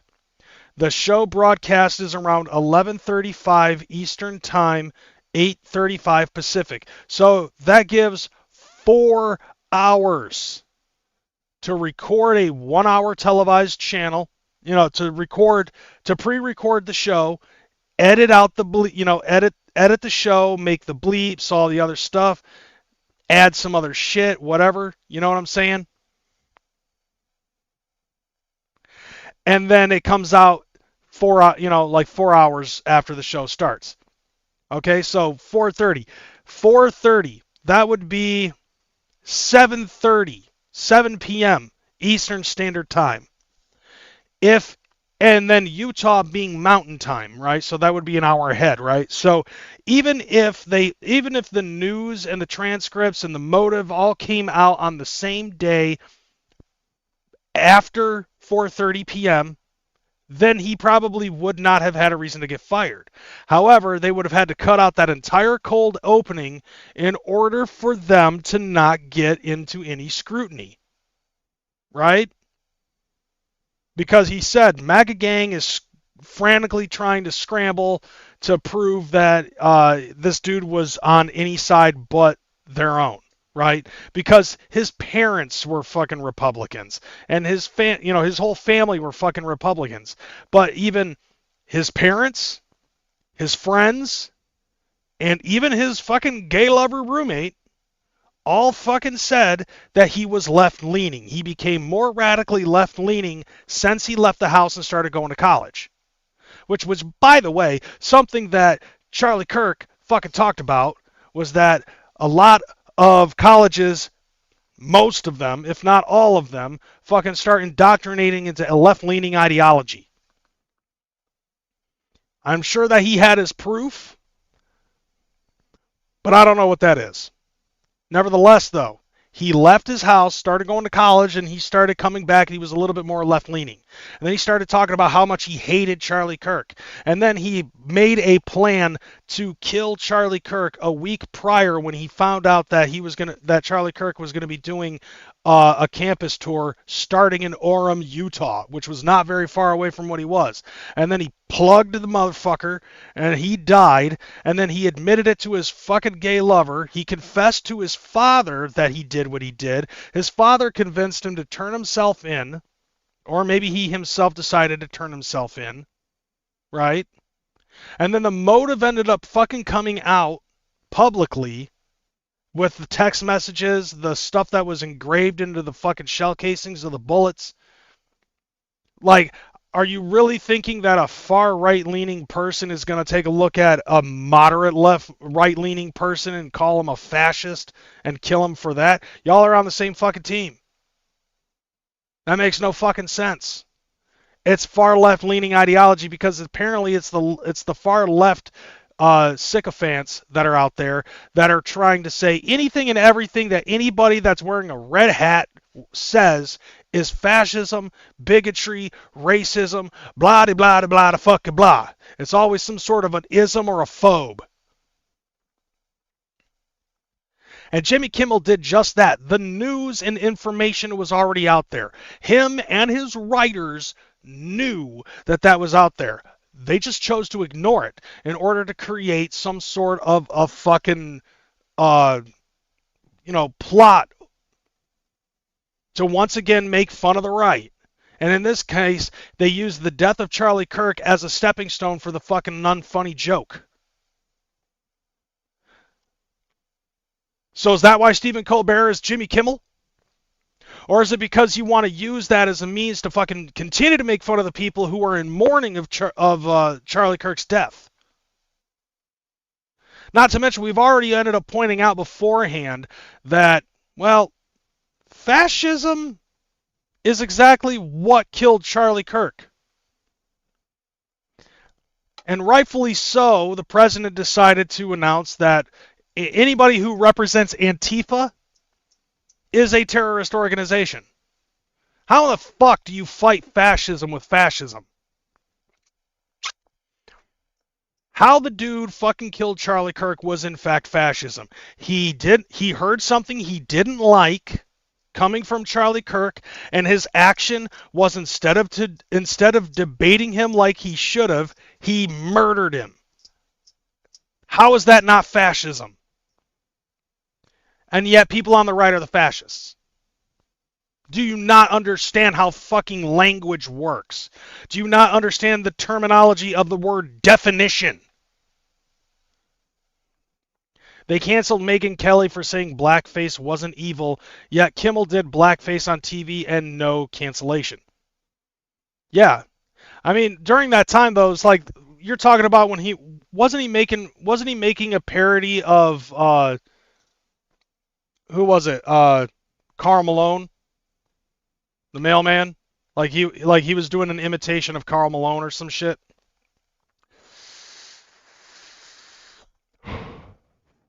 But best political show on TV is Goblin Tales. I learned all my politics from Cyrax's cartoon. Oh God. I have better politics policies, I think. But that's just me personally, and I'm a little biased. So yeah, there you go. You are Jimmy Kimmel, Stephen Colbert. Congratulations. A winner is you, I guess. Welcome, one and all, to The Late Show. I'm your host, Stephen Colbert. Yeah, basically all this is that he's just butthurt to the fact that his friend that got fired from his show. But tonight, we are all Jimmy Kimmel. Fuck you. I still have a show, though, right? For the time being, until your contract expires, and then you get to kill whatever legacy Letterman had left. Okay, good. Yesterday, after threats from Trump's FCC chair... Oh, look, he's citing fucking CNN. Gee. Gargle the hog even more. ABC yanked Kimmel off the air indefinitely. That is blatant censorship. Yeah, if you frame it in the incorrect way. But here's the thing, though. You want to go ahead and say that it's blatant censorship? Let me tell you how things work on television. Okay? So, and I'm not even telling the juggalos this. I'm telling this to Stephen Colbert. Okay? Usually a major news network has a license from the FCC, or even a major network in general has a license from the FCC. There are certain things that they do not, that they don't want from coming from anything that's on their television. The FCC monitors whatever is going to be on before it goes on, right? Okay, so it's like, okay, you have a pilot episode. They're going to monitor that shit. If you have a television show that goes on that channel, that they have to fucking monitor that shit before it even goes on TV. And then the pilot episode ends up being viewed by the viewers, and the viewers are going to determine whether or not they're going to want to watch it, right? Makes sense, doesn't it? However, the network in and of itself also has certain policies that people like yourself or Jimmy Kimmel or Jimmy Fallon have to fucking adhere to and follow, because when you're on their television network, you are representing that company. Since you're on CBS with your fucking show, you, Stephen Colbert, represent a portion of CBS. Okay? So when you say something that you're not supposed to say on your show, which you should know is something that you're not supposed to fucking say, specific things on your show, if you say them, you get in trouble. And since Jimmy Kimmel's show fucking sucks worse than yours, and he said what he said, knowing that what he was saying is fucking incorrect, that is in blatant violation of what ABC wants as a representation for their company. So when you're in violation of the representation of your company, especially since Jimmy Kimmel is a very high-end figure, people listen to him. People are going to think that's what ABC's about. People think that's what Disney's about. I mean, if they haven't figured it out yet, I mean, I'm pretty sure that they've already figured out how to fucking, I'm pretty sure that by now they already understand the problem that they have with this woke nonsense, like the way that they remade Snow White and the fucking Seven Dwarfs that nobody gives a shit about. They don't want Jimmy Kimmel representing the company if he's going to be putting out blatant lies. Like I said, he has the freedom to say whatever he wants, but since he's in representation of ABC at the time, he is in no way, shape, or form bereft of the consequences that's going to come with it. So he got fired? Yeah, sure. But it's not. It is possibly a blatant violation of freedom of speech, but it's definitely not in violation of freedom of consequence. So you want to try and run that again? And it always starts small. Remember like in week 1? Oh yeah, this is where he starts trying to fucking talk about like fascism shit. It was like, oh yeah, here comes the autocracy, the dictatorship, authority, like whatever. Of his presidency, Gulf of America. Yeah. Call it Gulf of America. Sure, seems harmless, but with an autocrat, you cannot give an inch. And if ABC thinks...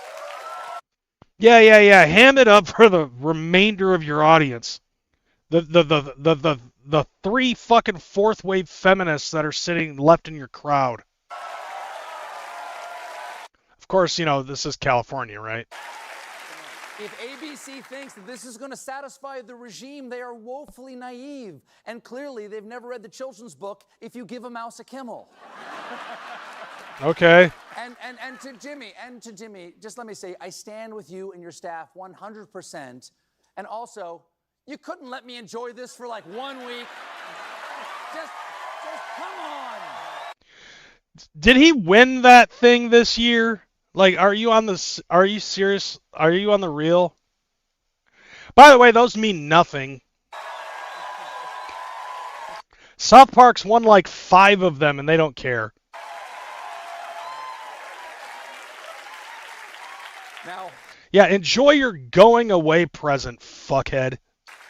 Just like ours, Jimmy's monologue is about what everyone's talking about every day. And on Monday, everyone was talking about reactions to the horrifying assassination of Charlie Kirk. No, he wasn't. He was claiming that MAGA was trying to do everything they can to ensure that the shooter was anything but somebody on their team. Blatant fucking lie. And Jimmy touched on it in a way that offended FCC chair and individually wrapped hard-boiled egg that they sell at the airport, Brendan Carr. Ah, what's right on the name? Carr went on a podcast yesterday afternoon and described Jimmy's comments as the sickest conduct possible. Wow, those are strong words. I mean, Jimmy must have Yeah, those are strong words. And, words are violence, right? really been off the rails. I mean, completely out of control, truly psychotic. Yeah, deep down. But you guys have actually been able to figure out how to maintain your psychosis until somebody on the right gets fucking murdered. Let's see what he said.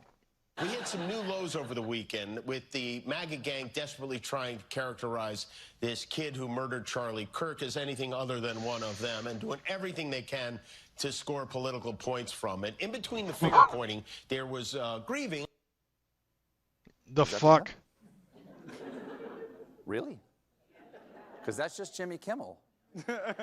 Given the FCC's response, I was expecting something more, provocative. That's like hearing that Playboy has a racy new centerfold and finding out it's just Jimmy Kimmel. But Brendan Carr, he went even further, sending a clear signal to broadcasters what their next move should be and throwing in a little implied threat.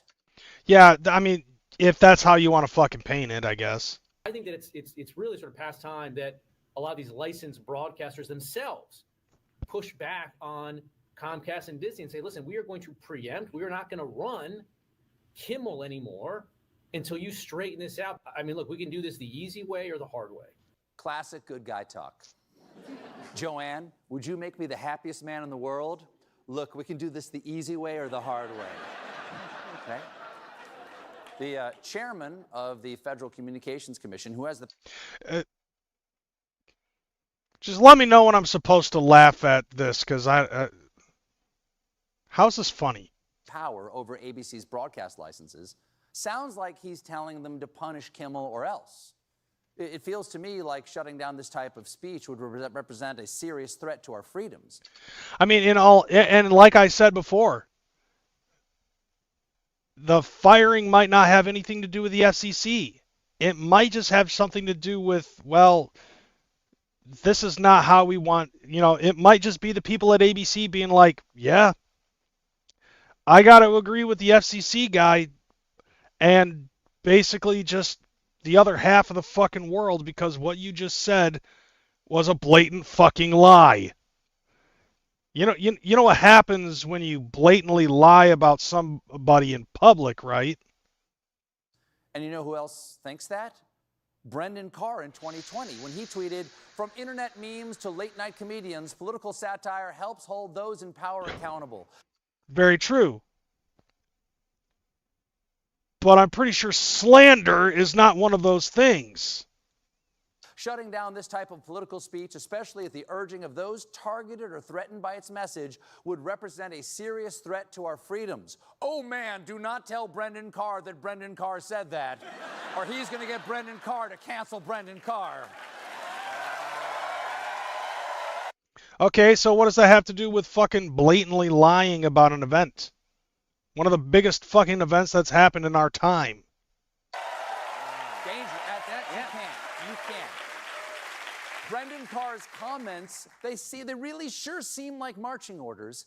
And right after that podcast, there was an immediate reaction from Nexstar, which is a local affiliate media group that owns 32 ABC stations, and not, as I thought, how really drunk guys pronounce NASCAR.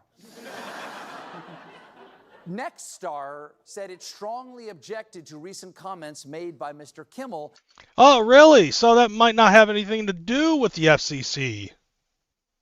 And would preempt the series for the immediate future. Coincidentally, Nexstar has a major merger coming up before the Trump administration.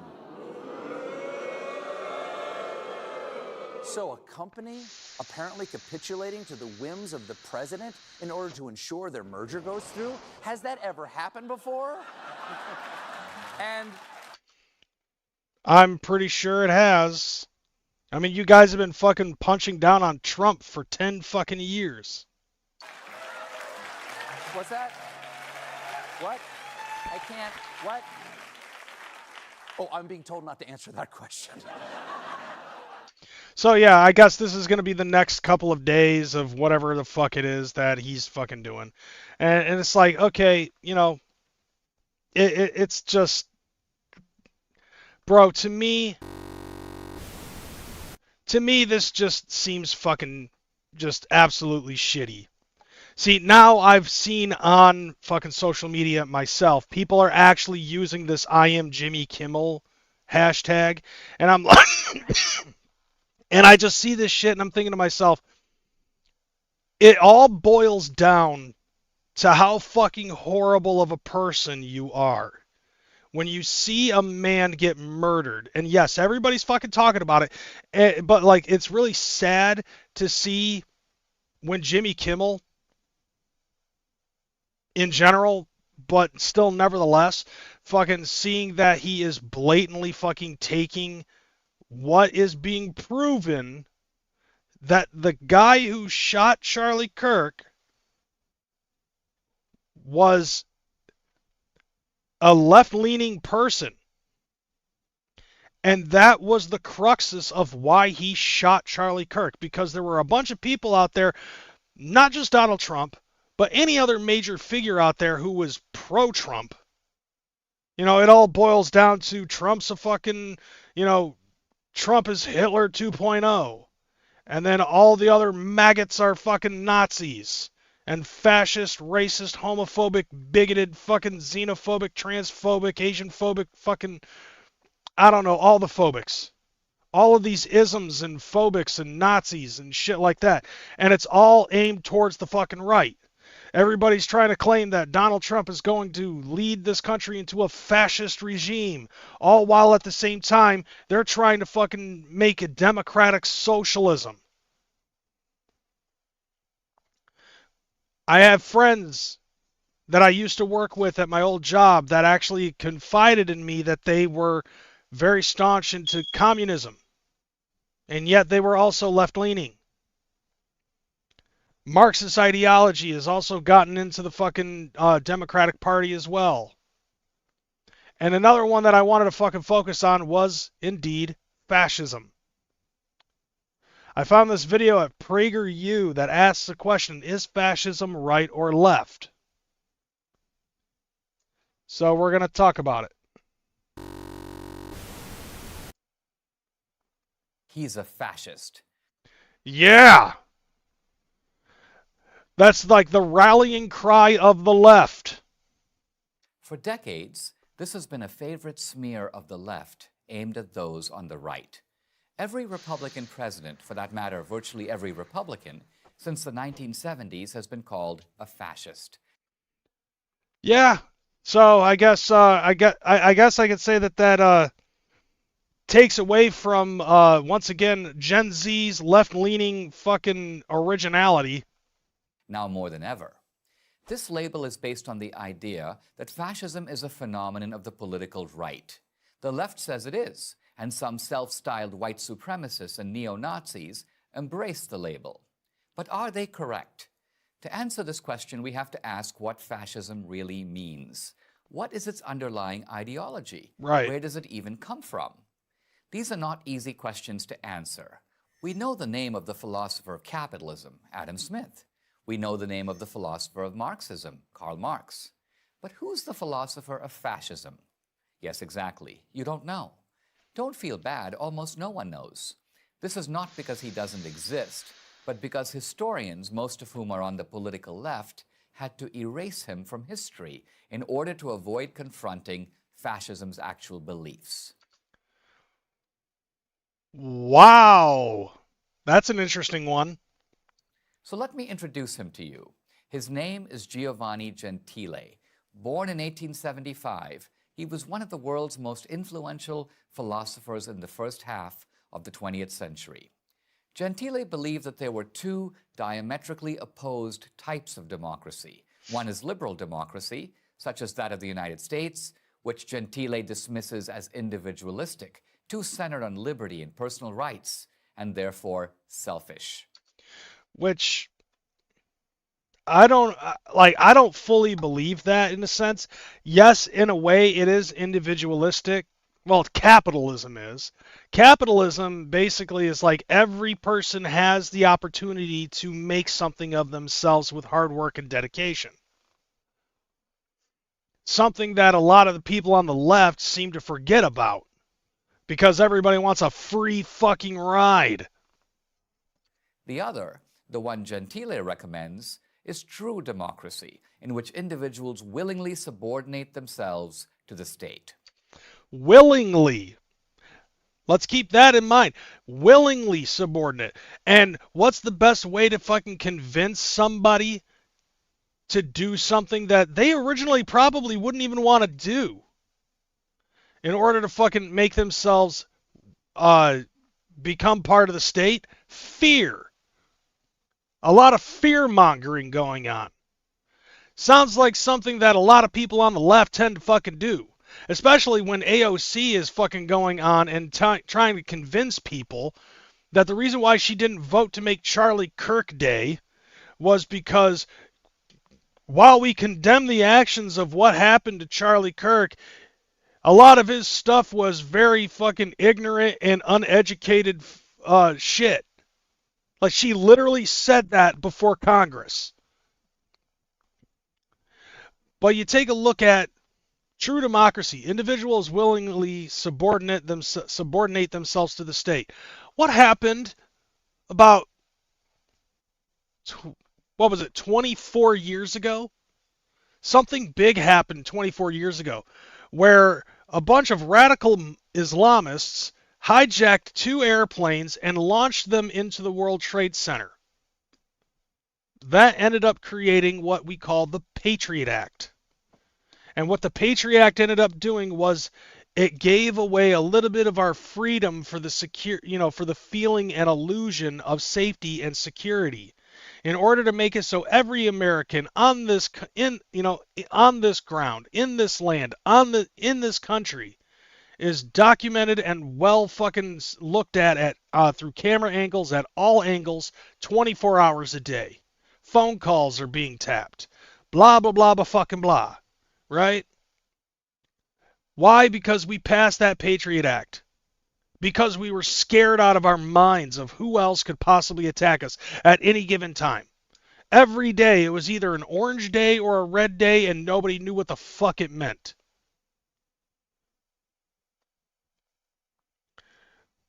We were put through fear in order to have fucking 24 hours surveillance. Another thing, too, when it concerns the true democracy. Does anybody ever fucking watch this movie called V for Vendetta? Because that right now, I feel like, is something that has become somewhat of a playbook for the left in politics. For the people on the left in the public, it's become idiocracy. Like his philosophical mentor Karl Marx, Gentile wanted to create a community that resembles the family, a community where we are all in this together. You know what that sounds like? In 2020, when Seattle, Washington decided to take out a specific part of downtown Seattle, Washington and created CHOP or Chaz. You remember that shit? It's easy to see the attraction of this idea. Indeed, it remains a common rhetorical theme of the left. For example, at the 1984 convention of the Democratic Party, the governor of New York, Mario Cuomo, likened America to an extended family, where, through the government, people all take care of each other. Okay. Nothing's changed. 30 years later, a slogan of the 2012 Democratic Party convention was, "The government is the only thing we all belong to." The fuck? I don't remember that. But The fuck? Oh, yeah. Here's another one. Obamacare. Basically, if you didn't have insurance, then Obamacare was something that you could get. But you still had to pay for it, and if you didn't have any insurance, like you had to pay $1,000 in fines per year.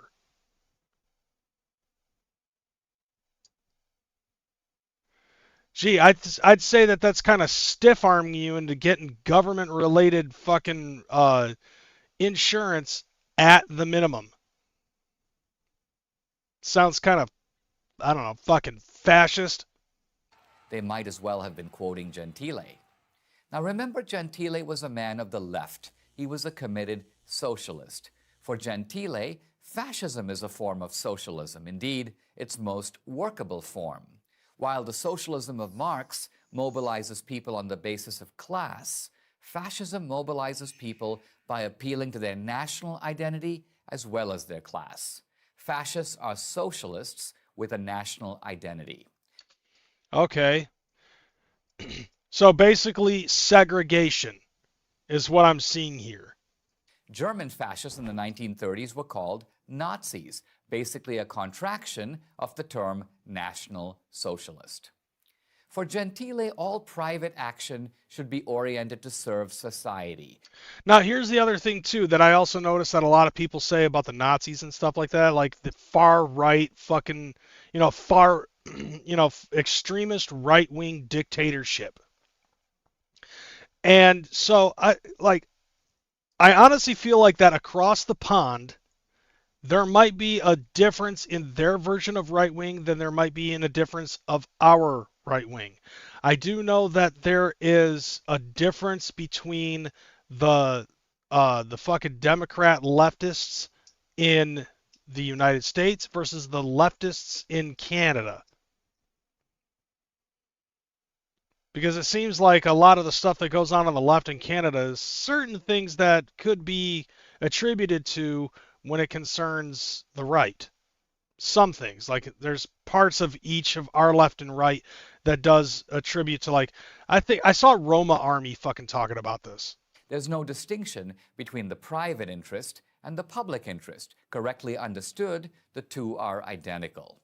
And who is the administrative arm of society? It's none other than the state. Consequently, to submit to society is to submit to the state, not just in economic matters, but in all matters. So basically, it's like, okay, the state is going to be the ones that tell you what's what, but if you defer from that, that becomes a problem because then you're trying to be separate of the state. Since everything is political, the state gets to tell everyone how to think and what to do. It was another Italian, Benito Mussolini, the fascist dictator of Italy from 1922 to 1943, who turned Gentile's words into action. In his Dottrina del Fascismo, one of the doctrinal statements of early fascism, Mussolini wrote, "All is in the state, and nothing human exists or has value outside the state." He was merely paraphrasing Gentile. Wow. The Italian philosopher is now lost in obscurity. But his philosophy could not be more relevant because it closely parallels that of the modern left. Boom! Pay attention to this, fucking leftist clankers. Gentile's work speaks directly to progressives who champion the centralized state. Here in America, the left has vastly expanded state control over the private sector, from healthcare to banking, from education to energy. Basically, because, Biden was all about that green energy shit, trying to give fucking college a free ride. You have state assistance through Medicaid and Medicare, food stamps, WIC, cash assistance, Section 8 housing.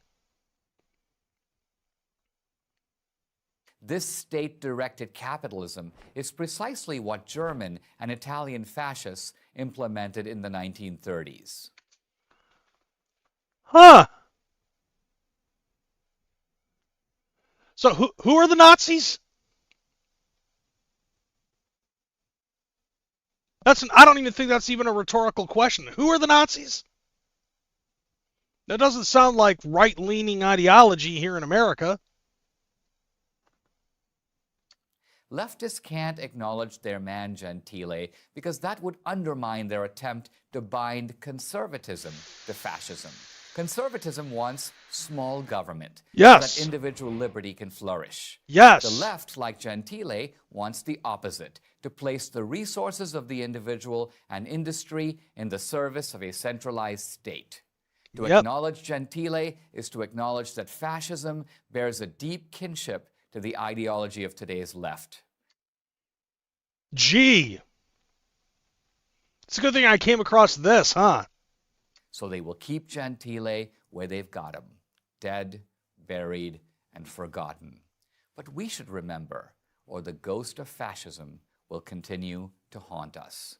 I'm Dinesh D'Souza for Prager University. Thank you for that. So I think we all learned a little something here, huh? Yeah, so anybody who wants to fucking say anything otherwise of this factor can get fucked.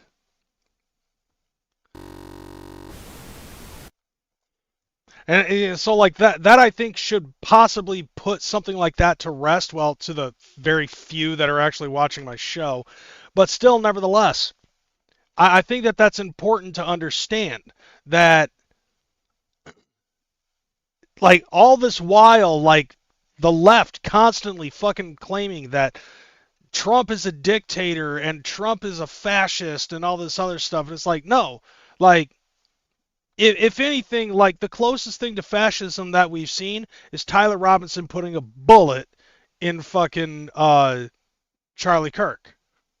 That, because of left-leaning ideology. All right? So, with that being said, fuck Jimmy Kimmel, fuck Stephen Colbert, and fuck everybody with a blue shirt now that I think about it. The last thing that we got to fucking talk about is the thing, though. I see that people still try to fucking say shit about Charlie Kirk being fucking racist. I want to show you the most racist fucking video I've ever seen involving Charlie Kirk. So give me a second. I am going to switch it over to this. All right. So, okay, here you go. We're ending the show with this. Hey, what's up, Illegal? I want to show a clip of Charlie Kirk being a racist for 2 minutes straight. Boom. Here we go. You ready for this? Here we go. This ought to prove his racism, right? Give me one thing that white people and black people have different biologically. Don't change the question of this. Like, DNA-wise, we are different. No, we're not. That's a lie. It has been disproven. Front page of National Geographic 6 months ago. Racism created by society. If you look at DNA independently in a science laboratory, they cannot distinguish between a black person or a white person if they look at just the DNA. Because the only difference is the melanin. It has been disproven. Race is a social construct that I want to break out of. So fucking racist. Oh shit, here's a black guy. 2 black guys. Oh shit, they're on the Charlie Kirk show. I wonder what they got to say about how racist Charlie Kirk is. And I want to give Charlie some credit here, okay? Back What? in 2019, Charlie Kirk helped a lot of young blacks get to the White House. Oh shit. He changed a lot of their lives. A lot of them never imagined going to the White House. And Charlie helped hundreds of young black boys and girls go to the White House. Charlie, thank you for that. Thank you, Charlie. Thank you, Charlie. Thank you, man. So for people who want to call Charlie a racist, kiss my black ass. Excuse my language. Oh shit. So fucking, man, the bigotry, the absolute fucking bigotry of this white man. Charlie Kirk is not a racist. Jesus Christ.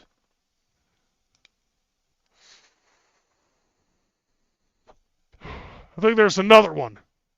There's got to be something that this guy shows to prove how racist Charlie Kirk is. See, you got an anti-DEI shirt on, so this is about to get good. Well, instead of debating DEI, why don't you define it? Got you. So diversity, equity, and inclusion. I know what that means. Okay, my fault. I would say DEI stands for didn't earn it. Ooh, didn't earn it. You've been working on it. I honestly believe that the fact that you got to this point where you was already unrepresented on these campuses already shows that you did actually earn to get those fundings, did actually earn to get that exclusivity tailored to you. But let's try to find some common ground. Okay. Do you think people should be hired based on their race or their competency? I don't think that. I think they should be race. Which one? My fault. Yeah. Sorry. My fault. I think that they should be hired based off their competency, not their race. We totally agree, right? Okay. So what DEI does in practice, not in theory, is it focuses on race more than competence. And Okay. that is our concern. Okay. Which, in and of itself, I would probably say is pretty fucking racist. But isn't Charlie Kirk supposed to be a fucking racist? And so what I want, and you seem, very passionate about a lot of things, and you obviously have skills. For your life, I want you always to be judged on the content of your character, not the color of your skin. Where DEI says, no, we're actually going to care more about skin color than competency. And so what we want is an America based on merit, America based on how hard you work, an America based on what you bring to the table, not just what you look like. Well, gee, that seems fair, don't you think? Because it would be a lot better for that to happen rather than seeing motherfuckers getting a free ride just because they have a different skin tone than somebody else. You know what that does? That really just fucking deflates the importance of somebody just because of their fucking skin color. I can't tell you how many times I've heard white liberal women that would fucking basically try to be the spokesperson for black men in situations and basically be like, oh no, you don't seem to understand how bad this is for you, so I'm going to be the one to speak on this for you. You have any idea how fucking racist that sounds? You're basically saying you don't know better because you're black, and because I'm white, I understand it a little bit more than you do. That's basically what a lot of these fucking leftist feminist, hyper-feminist women fucking say. And I'm telling you this in the best way that I fucking can. I understand feminism. If anything, I personally do believe that women have as many equal rights as men do. And that's as far as I fucking go. I don't, because when you look at feminism, it's basically nowadays, it's more along the lines of looking at supremacy. And you can spot them out too, they all have the same fucking haircut and the same fucking attitude. Especially today's feminists. They just annoy the piss out of me. Personally, I'm like, look, you should get to vote. You should get to work. That's not a fucking problem in my view. It doesn't necessarily take work away from me, I'll say that much. If anything, I want everybody to be equal, whether it be gender or race. But it just looks fucking dumb, and they don't see it. And so people take but getting back to this shit, that was so fucking racist of Charlie Kirk to help out black folks and to help them understand that it's more about merit and not about skin. I don't want to fucking take a look at somebody and think a certain thing negatively about a black person just because they're black. I really don't. But and it's very obvious that Charlie Kirk wanted the same thing. And also that fucking argument about the Civil Rights Act of 1964, he said, people try to throw that thing out there and say, okay, yeah, that he opposes it, so he must hate blacks. That's not even the case. Once again, it's another situation where they're taking a clip and they're taking it out of context. If you really took the time and paid attention, or even so much as did your fucking homework, I watched Charlie Kirk for a year. Anytime that he was on my feed, on my FYP, I watched the clip from front to back. Sometimes multiple times if I didn't understand exactly where he was coming from.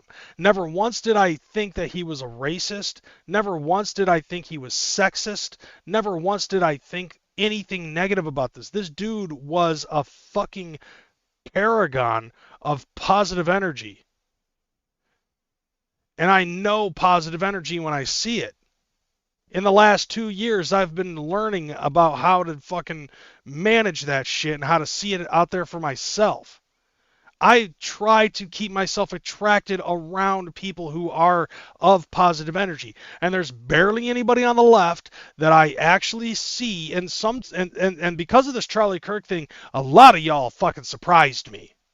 To be able to see the darkness and evil that you have lurking within your body, a complete lack of sympathy for the man as well as his fucking family. If anything, motherfuckers doubled down, and it was just appalling to see it. I even fucking put, I said last week and I did it again this week. I put out a litmus test to see who fucking says what.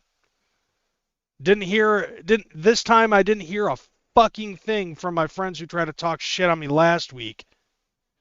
This dude was a fucking beacon of positivity and light. And it took somebody psychotic to fucking snuff out that candle. Anyways, let's finish up this video. Look at that racism going out. Boy, Charlie, racist like a mud, ain't he? Y'all shut the front door. It's only idiotic people that think Charlie's a racist, because the thing is that for some reason there's something on the inside of black people. Not all. I got to say that every time because y'all be like, you hate black people. I'm black. How am I going to hate myself, you fool? It's something on the inside of black people that when they hear white people say a fact, it make them feel some type of way. We talk about this in the barbershop. We talk about this among black people, how violent the community is, how people want to move out. They seek out this ghetto stuff. They say all these different things and let a white person say the same thing. Now the person is a racist. Yeah. Yeah, because, they're taking a look at skin tone. There's a lot of things, and I guess in a way I can try to understand why that is the way it is. Because there are a lot of people who actually kind of get stuck on the whole, 500 some odd years ago, slavery, stuff like that. It's like, we're not living in that time anymore. It's like if we actually fucking took the initiative and the power and the work to try to fucking live amongst each other and try to lead more positive lives, then things would be a lot better.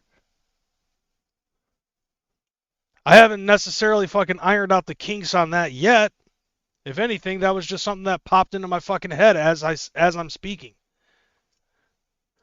But it's like, to me, I don't want to focus on fucking race anymore. I don't even think I ever did. I want to focus on the merit. There are, on this show in the past, hold on. On this show in the past, I have actually put out like a couple of beacons here and there for other artists that are in the Juggalo community. Like Zay being one example. I've known Zay for fucking years, and seeing where he's at because of a lot of the hard work and dedication, that's merit. And he was able to fucking get up on a major stage at the Gathering of the Juggalos. He didn't have to fucking renegade that shit. And he did it with a lot of hard work and dedication to his craft.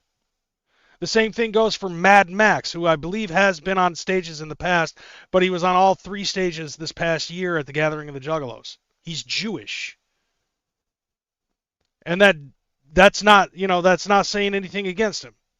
But he was able to fucking get to where he is right now because of a lot of hard work and dedication. Elbow grease. That's really all that it takes. There's some other people on this platform in and of themselves that have bigger names even than myself in such short periods of time because they took the time to understand how the algorithm works and how to take advantage of it in order for them to get their fucking name out there. There are people who have much livelier live chats than I do. I couldn't be happier for them. To me, it doesn't matter what race, creed, or color, sex, gender, fucking sexual orientation that you have. That shouldn't give you a free pass to to have a door opened in front of you without having some merit applied to it. That's the point that I'm trying to get, and that's the same point that Charlie Kirk fucking made. But there are a lot of people out there who actually think that they could just live easy and free lives. Fucking NPC type lifestyle. Fuck that shit. There was a video that I saw on TikTok that ended up, and I didn't download it, but there was a guy who ended up saying that because of Trump, his fucking food stamps went from $2,800 a month to $350 a month, and it immediately cuts to an old guy saying, "Go get a fucking job." Which is very true. Like, there's too many fucking people in this country that are trying to fucking live off of a free ride without having to do anything. It's just typically laziness. And I know that because I've lived that life before. I think I said this last week when I was married.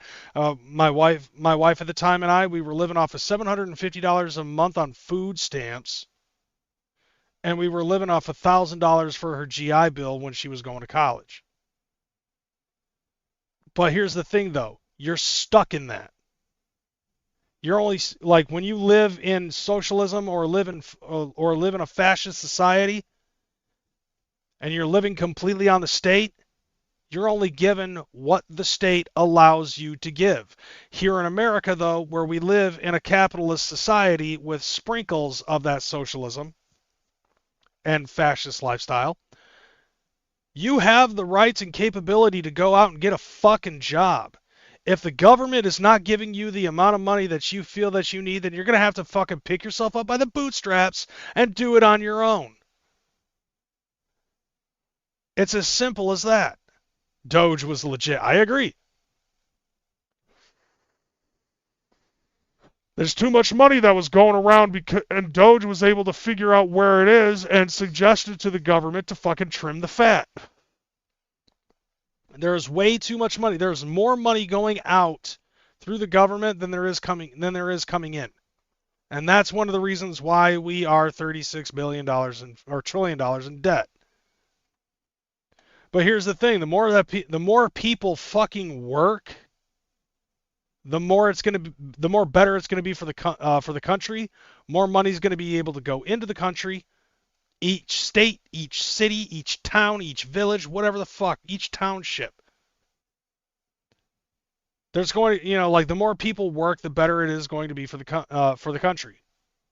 Rather than having a bunch, and don't get me wrong, state assistance is definitely necessary, but only for people who fucking need it. Whether you're crippled or retarded, and you're not able to work because of one of those two things or both. That's what it's for. It's not for somebody who just doesn't want to fucking work and figured out a way on how to work the system.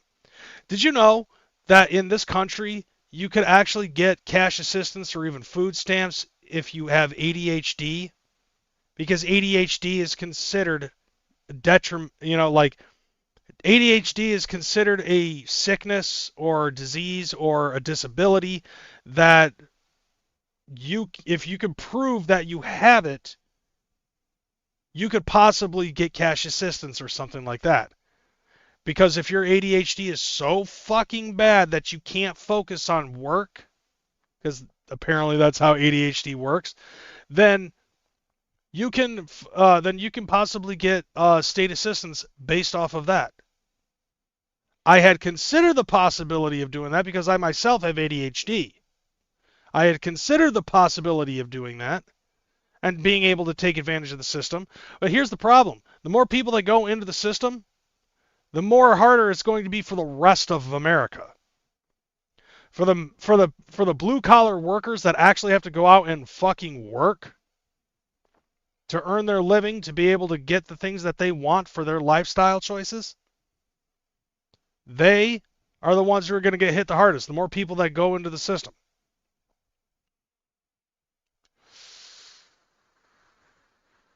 Now, if you ask me, that's kind of a problem. I actually work for a living, and I have been since my wife left me. And I couldn't be happier. Granted, there are some minor setbacks of where I'm sitting at right now, but I also take responsibility and accountability for my own actions that retard the capability to get out of the basement sooner than I would, later than I would like to. But eventually it's going to fucking happen. It's just going to take a lot of hard work and dedication, a lot of money,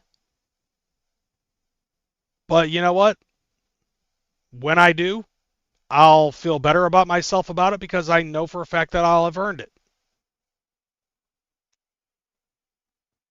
You ever notice that a lot of the fucking people that are out there that are fucking just getting state assistance, they put themselves under more stress, worried about how much money that the government is getting them, than they would be if they actually went out and get a fucking job. There's a lot of fucking depression and stress and anger going on in this fucking country. And I feel like Charlie Kirk is right. You could possibly do a lot more for yourself than you can somebody else doing it for you. That's why I don't ask for fucking handouts. I don't ask for help from anybody financially or even physically, which is why my fucking wallet's a little bit better. I have the things that I have, but my back is killing me. But still, nevertheless, thank you, Illegal. I appreciate the support. Love you. But nevertheless, like that's the real, bro. Like hard work, dedication, a little bit of elbow grease, you'll be able to make your own fucking money. Hell, if you actually went out and got a fucking job, you could actually make more money than what the government is giving you. Do you ever think about that? Like 200, like, and literally, who the fuck needs $2,800 a month in food stamps just for themselves? You know how much money I put under my food budget? $200 every week. That's $800. Most of it, yes, is spent on fast food, and then occasionally I use it once a month to buy all of the fucking juice bottles, which is like $50. So $750 to myself. And if you're going to complain about getting it dropped from $2,800 to $350, I agree with the old guy. Go get a fucking job.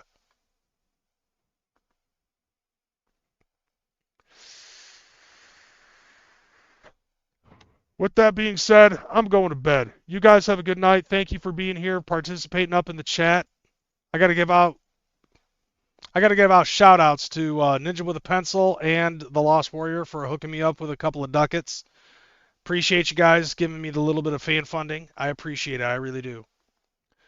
With that being said, I'm out this bitch. I'll see you next week. Hopefully I come up with a better show. I'm out this bitch, y'all. Deuces.